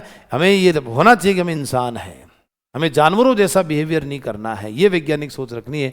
ज्ञानार्जन, हमेशा हमें ज्ञान के अर्जन की भावना का विकास, कि आप स्कूल कॉलेज पढ़ने जा रहे हैं, कोचिंग पढ़ने आ रहे हैं, अभी आप मेरी क्लास पढ़ रहे हैं, तो आप ऐसा नहीं पढ़े कि मेरे एग्जाम से संबंधित तो मुझे कोई लेना देना नहीं है। ज्ञान अर्जन की भावना से पढ़े, किसी भी चीज को सीखे, उससे ज्ञान अर्जन ऐसी, तभी तो आपके मस्तिष्क का विकास होगा, तभी आप महान व्यक्तित्व को प्राप्त कर पाएंगे। अगर केवल स्वार्थ से रहेगा, मुझे मेरा काम निकालना है, एग्जाम क्रैक करना है, नौकरी लग जानी है, उसके बाद पेंशन आ जाना है, फिर मर जाना है, बस चले जाना है, इसके लिए धरती पर थोड़ी आए हम। आज अब्दुल कलाम अगर ऐसा सोचता, कौन जानता, बताओ। उसने शादी भी नहीं करी, जितने शादियां करी, बच्चे परिवार बसाए, उनको कौन जानता, लेकिन देखो उसको सब जानते हैं। तो ये ज्ञानार्जन की भावना होनी चाहिए। माँ के गर्भ से कोई सीख कर नहीं आता है, प्रकृति ने हमको सब कुछ दुनिया दिखाई है, कुछ सोर्सेज दिए हैं, तो हमें आगे बढ़ना भी चाहिए। तो ज्ञानार्जन की भावना होनी चाहिए। सुधार, कोई बात नहीं, गलतियां हजारों होती है, अगली बार ऐसी नहीं होनी चाहिए, सुधार की भावना होनी चाहिए। किसी बच्चे से बचपन में चोरी होगी तो इसका मतलब जीवन भर चोरी थोड़ी करूंगा।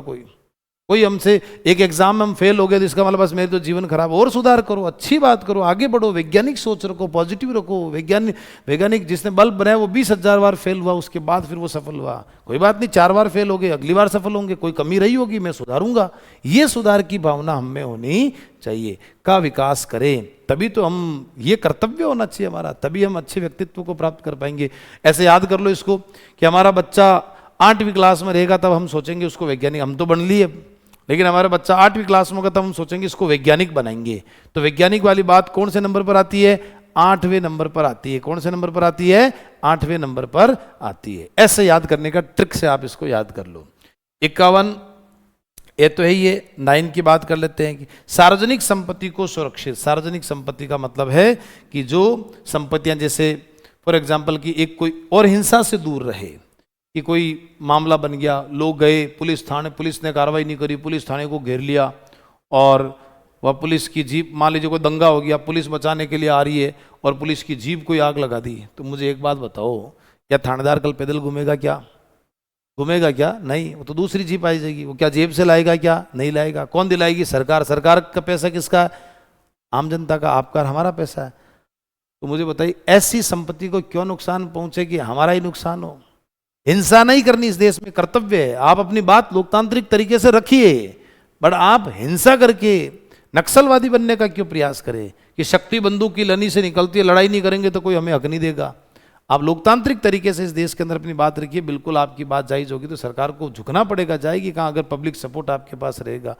तो सार्वजनिक संपत्ति को सुरक्षित रखें, यानी हमें जाना कलेक्टर साहब से मिलने के, नहीं मिला, बाहर आए 2 गमले तोड़कर आ गए, कई सरकारी ऑफिस में जाकर टेबलें तोड़ के आ जाते हैं, पुलिस थाने की जीप को जला दिया। तो ऐसे याद कर लो, जीप आई 9 लाख रुपए की, तो जीप वाली बात 9 लाख रुपए, यानी वो कौन से हिंसा वाली बात कौन से, वो जीप जला दी, तो वो जीप 9 लाख की, तो यानी वो बात कौन से नंबर पर आ रही है? 9वें नंबर पर आ रही है। एक तो ये याद कर लो।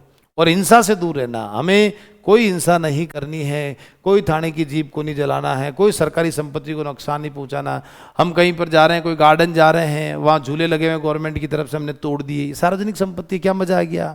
है ना। कई लोग कुछ ऐसे पार्क होते हैं, पब्लिक पार्क, उसमें अच्छे अच्छे खरगोश, शेर ऐसे मिट्टी के बने हुए होते हैं शानदार वाले। कई गए खरगोश का कान तोड़ कर आ गए, है ना, शेर उसकी गर्दन तोड़ कर आ गए, क्या मजा आ गया उससे, वरना कितनी सुंदरता लगी हुई है। कल नगर निगम वाले फिर नया लगा देंगे, तो पैसा नगर निगम का मेयर को जेब से थोड़ी लगाएगा, वो तो पब्लिक का पैसा है। तो ऐसे हमें काम नहीं करने, सार्वजनिक संपत्ति को नुकसान नहीं पहुंचाना। ये नागरिक की बात ही थोड़ी कि मेरे घर का तो नहीं, मैं तो तोड़ूंगा। अरे भाई हम सबका है वो, ये देश हमारा सबका है। अगर ये खरगोश लगा तो कहीं ना कहीं मेरे या मेरे पूर्वजों या मेरे देश के वासियों का कोई ना कोई किसी का तो पैसा इसमें लगा हुआ ही है। इसलिए सार्वजनिक संपत्ति की हमें रक्षा करनी चाहिए। तो पुलिस थाने की जीप जला दी, 9 लाख की जीप जला दी, तो वो बात कौन से नंबर पर आएगी? 9 नंबर पर आएगी। यानी जीप जला दी यानी हिंसा वाली बात है, तो वो कौन से नंबर पर है? 9 नंबर पर है। ठीक है, चलिए 51 है। 10 क्या कहता है? व्यक्तिगत एवं सामूहिक गतिविधियों के सभी क्षेत्रों में उत्कृष्टता की ओर बढ़ने का सतत प्रयास करें। उत्कृष्टता, आगे की ओर, ऊपर की तरफ बढ़ना। उत्कर्ष का मतलब ऊपर की तरफ बढ़ना का प्रयास करें, जिससे राष्ट्र निरंतर प्रगति और उपलब्धि की नई ऊंचाइयों को छू ले। अब देखिए सामूहिक गतिविधियां, व्यक्तिगत गतिविधियां कैसे, कि जैसे आज लोग सब सेल्फ पर्सनली चल रहे हैं अपने। कोई जमाना ऐसा था कि देखिए गांव में किसी का विवाह होता तो किसी कैटरिंग वाले को करने की जरूरत नहीं थी, गांव के लड़के जो लोग होते थे वही जिमाने लग जाते थे। किसी के कोई डेथ हो गई, 12वां मौसर कुछ है, तब भी वो गांव के लोग काम करते थे। कोई भी घर में किसी का फंक्शन है, लोग करके काम करते थे। ये सामूहिक गतिविधियां। गांव में चोर नहीं होता था, गांव वाले खुद लाठी लेकर रक्षा करते थे। आज लोग घरों में घुस रहे हैं। तो सामूहिक गतिविधियां, ऐसे याद कर लो, हम मोहल्ले में 10 जने हैं, 10 जने शाम को आएंगे, जॉब से आए, आकर मिले, एक मंदिर है वहां आकर बैठ गए, वहाँ बातचीत हम कर रहे हैं, क्या हो रहा है क्या नहीं हो रहा। किसी के घर में कोई काम एक साथ गए, जाके करके आ गए। मोहल्ले में कोई चोरी हो गई तो आज हम ध्यान रखेंगे, तो रात कर वो युवा लोग ध्यान रखेंगे, चोर पकड़ा गया और उसको बढ़िया धुलाई करी और पुलिस को सौंप दिया, तो चोर भी ध्यान रखेंगे, इस मोहल्ले में नहीं जाना, लोग एक्टिव रहते हैं। यह है सामूहिक गतिविधियाँ, कि हमें लोगों से अपने जहाँ हम रहते हैं वहाँ सामूहिक गतिविधि में जुड़कर हमें रहना है, ना कि पर्सनली पड़ोसी। आजकल ऐसे लोग होते पड़ोसी पड़ोसी से बात नहीं करता, तो ये ठीक बात नहीं है। तभी तो चोरियां, डकैतियां, ये सब कुछ बढ़ रही है। क्यों? क्योंकि पता है कि इस घर में जाना है, अंदर कुछ मार के आऊँ, पड़ोसी को कोई लेना देना ही नहीं है। पहले लोगों को घर वालों से ज़्यादा पड़ोसियों से डर लगता था कि भाई कोई पकड़ने वाला है। तो ये आपको ध्यान रखना है कि सामूहिक गतिविधियों, है ना, और के सभी क्षेत्रों में उत्कृष्टता की ओर बढ़ने का सतत प्रयास करें। ठीक है, तो ये विशेष करके आपको क्या रखना है? ध्यान रखना है। तो इसको याद कर लो कि मोहल्ले में कितने जने हैं? 10 जने हैं। 10 जने मिलकर एक ग्रुप में रहेंगे, सामूहिक गतिविधियां चलाएंगे। ठीक है, 51A में 11 नंबर की बात है ना, क्या कहती है? और ये तो जोड़ दिए 42वें संशोधन द्वारा, और 11वां जोड़ा गया 86वें संशोधन द्वारा। तो ये 51A जोड़ा गया 11वां, जो अटल बिहारी वाजपेयी की। ये किसके लिए? माता पिता या संरक्षक के लिए, कि माता पिता या जो भी बच्चे के पेरेंट्स, जो भी बच्चे का पालन पोषण कर रहे हैं, संरक्षक हैं, उनके अलावा भी कोई बच्चा अनाथ है या किसी के माता पिता की डेथ होगी या कोई पारिवारिक रूप से किसी और ने गोद ले लिया या किसी के पास वो बच्चा रहता है जिसके पास, वो संरक्षक कहलाएंगे।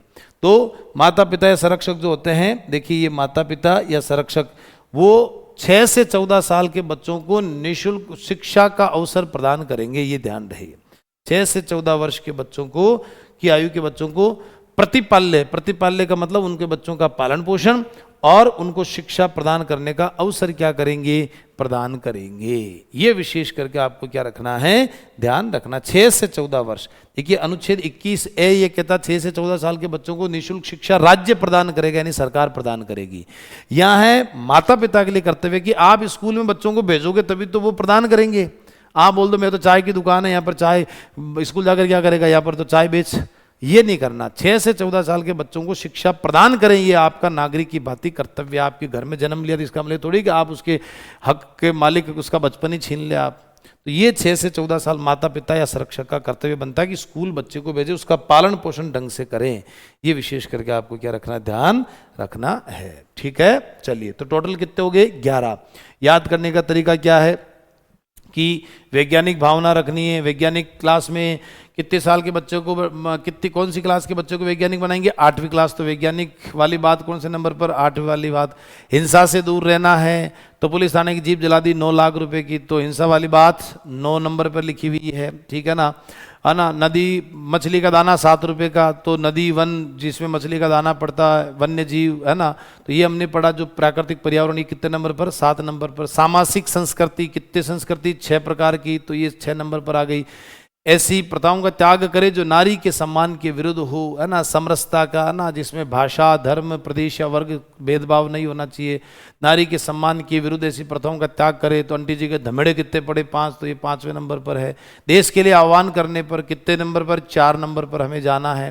उसके अलावा एकता, अखंडता, ये किस पे है? 3 नंबर पे। क्रांतिकारी राष्ट्रीय आंदोलन को प्रेरित करने वाले नंबर 2 पर है।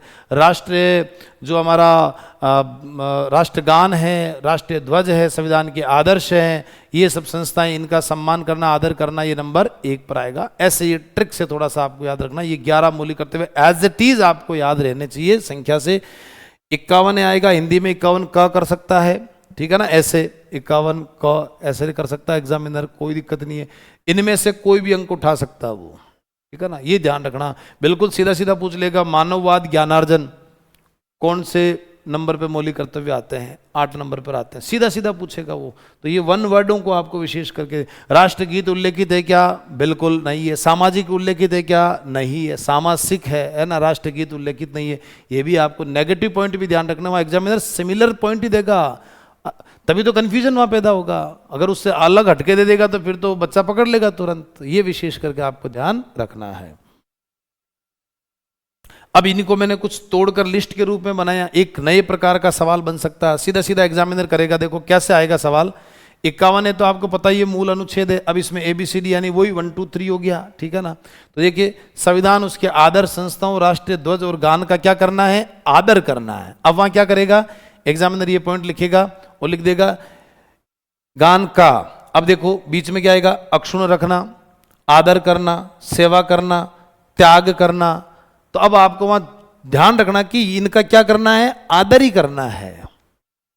ऐसे तो वहां पॉइंट लिखकर 1 वर्ड में एग्जामिनर आपसे सवाल पूछेगा कि भाई ऐसी स्त्रियों के विरुद्ध प्रथाओं का क्या करना है? आदर करना है, त्याग करना है, सेवा करनी है। अक्षुण्ण तो क्या करना है? त्याग करना है। तो 1 वर्ड में वहां पर ऑप्शन में ABCD में आपको मिलेगा, ऊपर पैराग्राफ मिलेगा। तो इनका करना क्या है ये भी आपको ध्यान रखना। तो ऐसे तोड़कर आपसे सवाल पूछेगा, या सीधा पूछ लेगा कि आदर आता है 51 ए में आता है, त्याग आता है तो त्याग ऐसी प्रथाओं के त्याग करे जो नारी सम्मान के विरुद्ध, तो वो नारी वाली बात 5 नंबर पे, तो 51 ए 5 नंबर पर आता है। ऐसा आपको ध्यान रखना है। ये भी सवाल का एक पूछने का तरीका है वैज्ञानिक। तो देखिए राष्ट्रीय आंदोलन को प्रेरित करने वाले आदर्शों को हृदय में क्या करना है? संजोए रखना है ना। और उनकी बातों का क्या करना है? पालन। जो भी उन्होंने देश के लिए हमें अच्छी अच्छी चीजें बताई है तो उनके लिए पालन करना है। उनके आदर्शों का हमें पालन करना चाहिए। राणा प्रताप के आदर्शों का पालन करना है, वीर शिवाजी के आदर्शों का पालन करना, भगत सिंह के आदर्शों का पालन करना, वीर सावरकर के आदर्शों का पालन करना है। देखिए एकता व अखंडता को अक्षुण्ण रखना, अक्षुण्ण यानी सुरक्षित रखना, है ना। तो वहां पर ये ध्यान रखना है। राष्ट्र की क्या करनी है हमें? सेवा। वो आह्वान करेगा तो देश की सेवा के लिए तो जाना है, तो राष्ट्र सीधा आएगा। राष्ट्र के प्रति नागरिक का कर्तव्य है क्या? आदर, सेवा, अक्षुण्ण, संजोए रखना। तो उत्तर क्या बताना है? सेवा। ऐसे क्वेश्चन बनेंगे। मैंने कहा ना हर दूसरे एग्जाम में सवाल आ रहा है, वैज्ञानिक तरीके से आएगा। तो हमें पहले से प्लानिंग करके सोच के इस टॉपिक को हमें पढ़ना है। स्त्रियों के सम्मान के विरुद्ध प्रथाओं का क्या करना है? त्याग। बता ही दिया मैंने, है ना। देखिए ये 51 है, ये नंबरिंग चल ही रहा हमारा। जैसे प्राणी मात्र के प्रति रक्षा, प्राकृतिक पर्यावरण, वन, झील, नदी और वन्य जीव, है ना। इन तो प्राणी मात्र के प्रति क्या रखना है? दया भाव। और बाकी पर्यावरण वगैरह का हमें क्या करना है? संवर्धन, उनको बढ़ाना है। उनको क्या करना है? तो पर्यावरण का ऐसा ऑप्शन आएगा तो क्या करना है? संवर्धन करना है। क्या करना है? संवर्धन करना है। दया भाव तो प्राणी मात्र के पास क्या रखना है? दया भाव, ठीक है ना। तो ऐसे ध्यान रखना, प्राणी मात्र के प्रति दया भाव और पर्यावरण का क्या करना है? संवर्धन, यानी उसको बढ़ाना है, ठीक है ना। ऐसे वहां पर सवाल पूछेंगे आपसे। वैज्ञानिक दृष्टिकोण मानववाद, ज्ञानार्जन, सुधार की भावना का क्या करना है, विकास करना है, तभी तो हम आगे बढ़ पाएंगे। सुधार का काम करेंगे तभी तो हमारा क्या होगा, विकास होगा। वैज्ञानिक सोच रखेंगे तभी तो विकास, नकारात्मक रखेंगे तो कौन सा विकास होगा। हम ये सोचेंगे फलाना ये कर रहा, वो ये कर रहा, वो लड़की ये कर रही है, वो लड़का ये कर रहा, परिवार में अगर ऐसा सोचेंगे तो हमारा क्या विकास होगा, कोई विकास नहीं, पंचायतियों में कोई मतलब नहीं है। आगे देखिए, व्यक्तिगत और सामूहिक गतिविधियों के सभी क्षेत्रों में उत्कर्ष की ओर बढ़ने का सतत प्रयास करना, सतत प्रयास करना, ठीक है ना। तो हमेशा रेगुलर हमें सामूहिक सतत प्रयास करते रहना, ताकि एक मोहल्ला सुधरेगा तो गांव सुधरेगा, गांव सुधरेगा तो शहर सुधरेगा, शहर सुधरेंगे तो राज्य सुधरेगा, राज्य सुधरेगा तो राष्ट्र ऑटोमेटिक सुधरेगा, आगे बढ़ेगा। तो ये सतत प्रयास है, हमें सामूहिक गतिविधियों में रहना है और आगे निरंतर बढ़ने का प्रयास करते रहना है। अभिभावक संरक्षक के रूप में 6 से 14 वर्ष की आयु के बच्चों को शिक्षा प्रदान करना, अवसर देना है उनको। अभिभावकों का, माता पिता का क्या है, ये कर्तव्य बनता है कि उन बच्चों को क्या प्रदान करें, अवसर प्रदान करें, ठीक है ना। तो ये वन वर्ड के अंदर आपको क्या रखना है, ध्यान रखना है। चलिए, तो ये 11 मौलिक कर्तव्य मैंने बहुत ट्रिक से, बहुत एक एक मुद्दों को आपको समझा दिया, नंबरिंग से आपको याद रखना है। अब देखिए कुछ इसके लिए, जैसे सरदार स्वर्ण सिंह समिति के अलावा एक समिति और बनी, वर्मा समिति, जयस वर्मा, जगदीश शरण वर्मा, राजस्थान हाईकोर्ट में भी चीफ जस्टिस रहे हैं और सुप्रीम कोर्ट में भी जस्टिस रहे हैं। तो देखिए इनके नेतृत्व में एक समिति बनती है। भारत सरकार ने 1998 में न्यायमूर्ति जयस वर्मा की अध्यक्षता में मूल कर्तव्यों के क्रियान्वयन यानी इनको ढंग से लागू करने के लिए, कि भाई लोग इनको अप्लाई नहीं कर पा रहे हैं, क्रियान्वयन के संबंध में एक 5 सदस्यीय समिति का गठन किया। जैसे देवकांत बरुआ जो थे तत्कालीन कांग्रेस अध्यक्ष, उसने 12 सदस्यों के नेतृत्व के 12 सदस्यों की एक समिति बनाई, सरदार स्वर्ण सिंह समिति। ठीक ऐसे ही जयस वर्मा के नेतृत्व में 5 सदस्यों की समिति बना रही है सरकार की, इनको कर्तव्यों का क्रियान्वयन कैसे अच्छे ढंग से हो।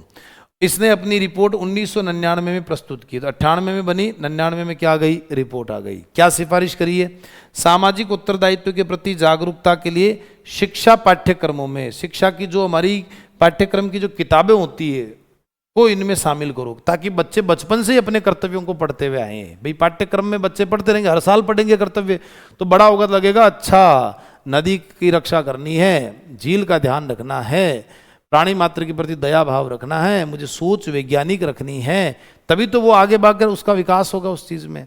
तो सिलेबस में डाल दो आप, पाठ्यक्रम में शामिल किया जाए, तथा एनसीईआरटी की पुस्तकों तथा संघ शासित प्रदेश जो यूनियन टेरिटोरी जो होता है ना, कि इनके पाठ्य मंडलों में जारी पुस्तकों में भारत के संविधान की प्रस्तावना और मूल कर्तव्यों का उल्लेख किया जाना चाहिए। कि एनसीईआरटी की किताबें जो केंद्र शासित प्रदेश है उनका जो पाठ्य पुस्तक जो पाठ्य मंडल है, उन सब किताबों के अंदर क्या कर दो, इसको शामिल कर दो। किसको, प्रस्तावना को और मूल कर्तव्य। आजकल तो एनसीईआरटी किताबों में आगे और पीछे प्रस्तावना मौलिक कर्तव्य कंपलसरी कर दिया आ रहा, लिखा हुआ, अब तो राजस्थान बोर्ड में भी लिखा हुआ आ रहा है। तो इसने ये कहा था कि एनसीईआरटी संघ शासित प्रदेशों की किताबों के अंदर डाल दो। आप देखिए ये पुस्तकें हैं, ये देखो ऐसे मूल कर्तव्य आ गया, ये प्रस्तावना आ गया। तो बच्चा बचपन से पढ़ता जाएगा तो धीरे धीरे धीरे धीरे धीरे उसको चीज़ें वो 12 साल तक रेगुलर देखेगा, अच्छा ये चीज़ें होती है, तब उसको अपने कर्तव्यों के बारे में पता चलेगा। तो एनसीईआरटी की किताबों में मौलिक कर्तव्य होने चाहिए। कौन सी समिति ने सिफारिश की, वर्मा समिति ने। कौन सी समिति ने, वर्मा समिति। 98 में बनी थी, 99 में इसने क्या सौंप दी, रिपोर्ट। फिर इसके बाद में अटल बिहारी वाजपेयी ने एक और बनाया था संविधान समीक्षा आयोग, 2000 में बना था, 2002 में इसने रिपोर्ट सौंप दी। ये एमएन वेंकटचलैया सुप्रीम कोर्ट के रिटायर्ड चीफ जस्टिस हैं, इनके नेतृत्व में कमेटी बनी है। तो एक तो बनी थी सरदार स्वर्ण सिंह समिति, फिर वर्मा समिति, फिर देखिए राष्ट्रीय समीक्षा आयोग, इसको एक कमीशन बना है एमएन वेंकटचलैया के नेतृत्व में। इसने क्या सिफारिश करी है कि बच्चों की शिक्षा उसके शारीरिक और नैतिक कल्याण के मामलों में पारिवारिक मूल्यों को बढ़ावा देने हेतु कर्तव्यों का पालन करेगी। बच्चों की शिक्षा, शारीरिक और नैतिक कल्याण, शारीरिक यानी उसके शरीर का विकास होना चाहिए, बच्चों को ऐसी शिक्षा मिले। नैतिक यानी चरित्र उसका अच्छा होना चाहिए, है ना। नैतिक कल्याण के मामलों में पारिवारिक मूल्यों को बढ़ावा, परिवार के प्रति भावना। आजकल जो परिवार से दूर करने की जो चीजें आ रही है ना, तभी तो लोग कर्तव्य का पालन नहीं कर रहे हैं। पारिवारिक भावनाएं होनी चाहिए, माता पिता, दादा दादी, काका काकी, है ना, मामा मामी, परिवार, भाई बहन, ये जो कुटुंब जो होता है उसके प्रति उसका सम्मान। अगर कुटुंब से फिर वो डरेगा तो गलत काम नहीं करेगा। व्यक्ति जब अकेला होता है उसको कोई डर नहीं होता, बोला कोई फर्क नहीं पड़ता, लेकिन परिवार में भाई वो क्या सोचेंगे, वो क्या सोचेंगे, तब व्यक्ति गलत काम करने से डरता है। तो देखिए क्या है कि पारिवारिक मूल्यों को बढ़ावा देने हेतु कर्तव्यों का पालन। अगर परिवार के मूल्यों को बढ़ाना है तो कर्तव्यों का पालन होगा तो व्यक्ति परिवार के अंदर रहेगा, अपने परिवार का सम्मान भी करेगा, इसलिए कर्तव्यों का पालन करना चाहिए। तो इसलिए बच्चों की शिक्षा में बोला कि शारीरिक चीजें जोड़ दो, पीटीआई वगैरह एक्सरसाइज करवाएं, है ना। स्कूलों में नैतिक शिक्षा दो बच्चों को, नैतिक यानी परिवार में कैसे रहना चाहिए, ये भी तो एक कर्तव्य ही है बोला के, और क्या है भाई। बच्चों को सिखाओ कि आप परिवार में रहो, है ना, देश के प्रति अच्छी भावना रहो, तो ये नैतिक पढ़ाई तो है, और है क्या है ना। तो ये सब चीजें, अपने कर्मचारियों के बच्चों को शिक्षा प्रदान करने के लिए औद्योगिक संगठनों के कर्तव्य का पालन, औद्योगिक जितनी भी इंडस्ट्रियां हैं जिनमें लाखों करोड़ों लोग काम करते हैं, तो जो औद्योगिक संगठन है वो अपने कर्मचारियों को ये कहे कि अपने बच्चों को ये शिक्षा प्रदान करो भाई, अपने बच्चों को ये शिक्षा प्रदान करनी पड़ेगी। आप अपने बच्चों को घर पे बताओ ये सब चीज़ें, उनको पैम्पलेट बना के दो, उनको कुछ दो, उनके बच्चों की एक ट्रेनिंग करवाओ आप। उद्योग जैसे मैं फैक्ट्री चला रहा हूँ, मेरे 1000 लोग काम करे, बोला आप अपने बच्चों को बुलाओ, यहाँ किसी बड़े शिक्षक को बुलाया, 7 दिन की उन बच्चों की रहने करने की व्यवस्था कर दी, उनको ट्रेनिंग दी, अच्छे से उनको कर्तव्य बताएं। ये औद्योगिक संगठनों की जिम्मेदारी, क्योंकि करोड़ों लोग भारत हिंदुस्तान में इन कंपनियों में फैक्ट्रियों में काम करते हैं। तो ये सब चीज़ें, ये सिफारिश की थी किसने, राष्ट्रीय समीक्षा आयोग ने। और मूल कर्तव्य न्यायालय द्वारा मैं बता ही चुका हूँ परिवर्तनीय नहीं है, कोर्ट में चैलेंजेबल नहीं है। आप ये जाकर नहीं कह सकते साहब कर्तव्य का पालन नहीं हुआ इसको दंड दो, क्योंकि दंड का प्रावधान ही नहीं है। मैंने कहा ना कि वन्य जीव मारा हिरण, सलमान खान ने वन्य जीव एक्ट के तहत सजा हुई, ना कि मौलिक कर्तव्य के तहत सजा हुई।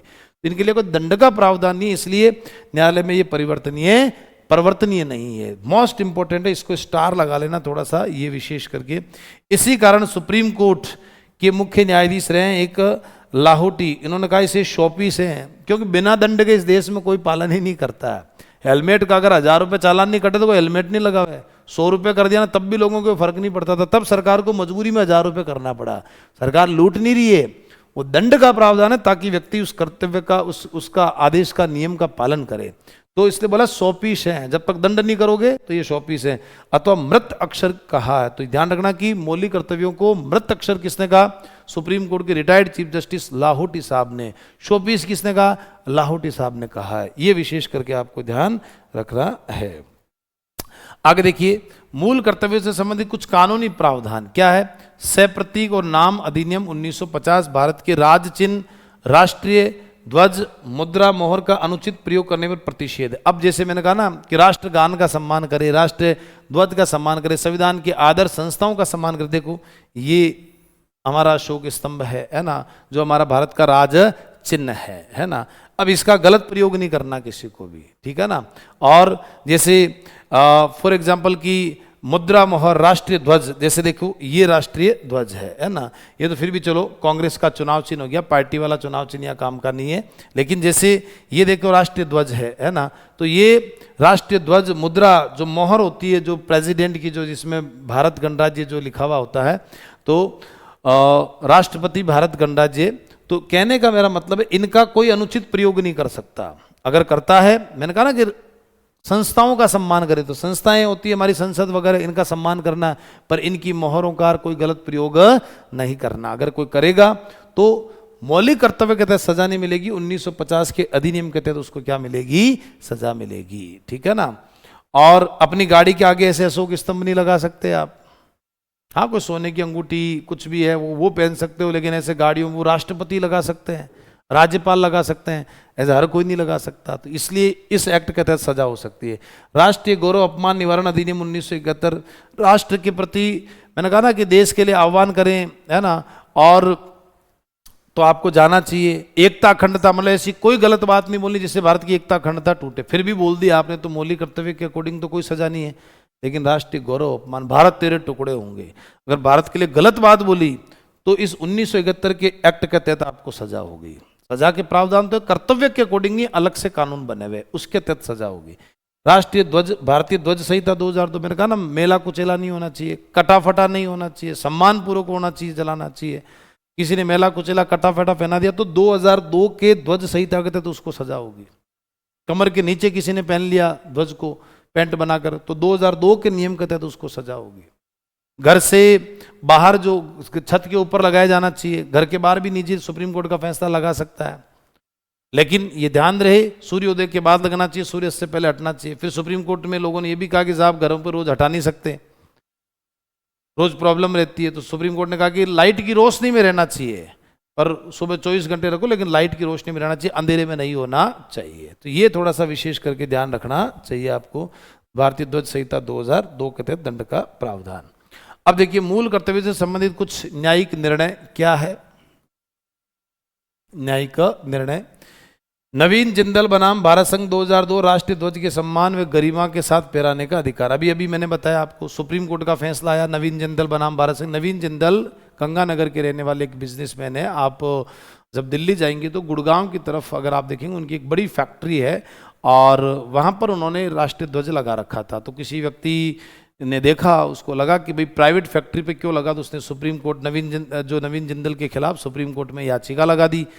तो सुप्रीम कोर्ट ने जब नवीन जिंदल को बुलाया तो उसने कहा कि सर मेरी अभिव्यक्ति की आज़ादी है, मैं राष्ट्रीय ध्वज फहराकर इस देश के से प्रेम करता हूं। तो अभिव्यक्ति लिखकर, बोलकर, हाव भाव से भी बताई जा सकती है, इसलिए मैंने अभिव्यक्ति की आज़ादी के तहत मैंने क्या फहराया है, राष्ट्रीय ध्वज फहराया। तब सुप्रीम कोर्ट का फैसला आया कि प्रत्येक नागरिक भी अपने घर पर, फैक्ट्री पर, सरकारी ऑफिसों के अलावा तिरंगा झंडा फहरा सकता है।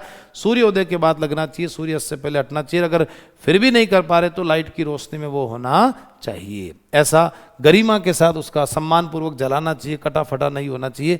ये फहराने का सुप्रीम कोर्ट ने फैसला दिया था। नवीन जिंदल बनाम भारत संघ 2002 के अंदर एक मामला आया था। MC मेहता एक NGO चलाते हैं, NC मेहता बनाम भारत संघ 1988 में न्यायालय ने यह निर्णय दिया कि 51A का जो 7वां पॉइंट है, वही पर्यावरण वाला, प्राकृतिक पर्यावरण, नदी, वन, वन्य जीव, झील जो है ना, के तहत केंद्र सरकार का ये कर्तव्य है कि वे देश की शिक्षण संस्थाओं को सप्ताह में 1 घंटा पर्यावरण संरक्षण की शिक्षा के लिए निर्देश दे। कि संघ का ये कर्तव्य है ना, कि 51A में कि वे देश, केंद्र सरकार का, संघ का मतलब केंद्र सरकार का ये कर्तव्य है, सेंट्रल गवर्नमेंट का कर्तव्य है कि देश में जितनी भी एजुकेशन संस्थाएं हमारी चलती है, स्कूल कॉलेज चलती है, उसमें 1 घंटा सप्ताह में 1 घंटा पर्यावरण की संरक्षण की शिक्षा देवें बच्चों को, ताकि वो नदी, वन को गंदा ना करेंगे, पर्यावरण को नुकसान नहीं पहुंचाएंगे, पेड़ नहीं काटेंगे। ये किया जाना चाहिए, ऐसा निर्देश दे। हालांकि सिलेबस में रहता है, एनवायरनमेंट का पेपर होता है, अनिवार्य नहीं होता, ऐच्छिक होता है, अनिवार्य होता है। उसको पेपर 3 साल में कॉलेज में एक बार पास करना होता है। तो अब इनका इतना कंपलसरी नहीं है उस लेवल पर। वैसे तो है कि भाई अनिवार्य रूप से आपको देना पड़ेगा, लेकिन वो नहीं है कि उसमें मार्क्स में कि उससे परसेंटेज पर कोई इफेक्ट पड़ेगा। तो वो कहीं ना कहीं थोड़ा सा नहीं हो पा रहा, लोग पढ़ाते भी नहीं है, पढ़ते भी नहीं है, तो अभी पालन ठीक से हो नहीं पा रहा है। तो ये सुप्रीम कोर्ट का फैसला कि आप स्कूलों को ये निर्देश दें कि सप्ताह में 1 घंटा पर्यावरण संरक्षण की शिक्षा सुनिश्चित करें।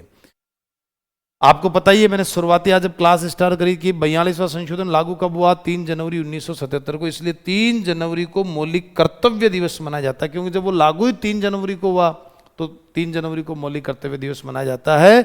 और 42वां संशोधन 1976 3 जनवरी 1977 को लागू हुआ था। ये 3 जनवरी को ये फंडामेंटल ड्यूटीज डे मनाया जाता है। तो प्यारे विद्यार्थियों, आज हमने एक बेहतरीन जो टॉपिक है, हर दूसरे एग्जाम में आता है, उसके बारे में एक क्लू में डिटेल से मैंने आपको समझाया। चलिए अच्छे से इसको याद करें, 2-3 बार उसको रिवीजन करें। जो 11 पॉइंट है उनको हुबहू वैसा का वैसा ही आपको याद रखना है, आसानी से आप उत्तर कर सकते हैं। चलिए बहुत बहुत धन्यवाद, नमस्कार, थैंक यू।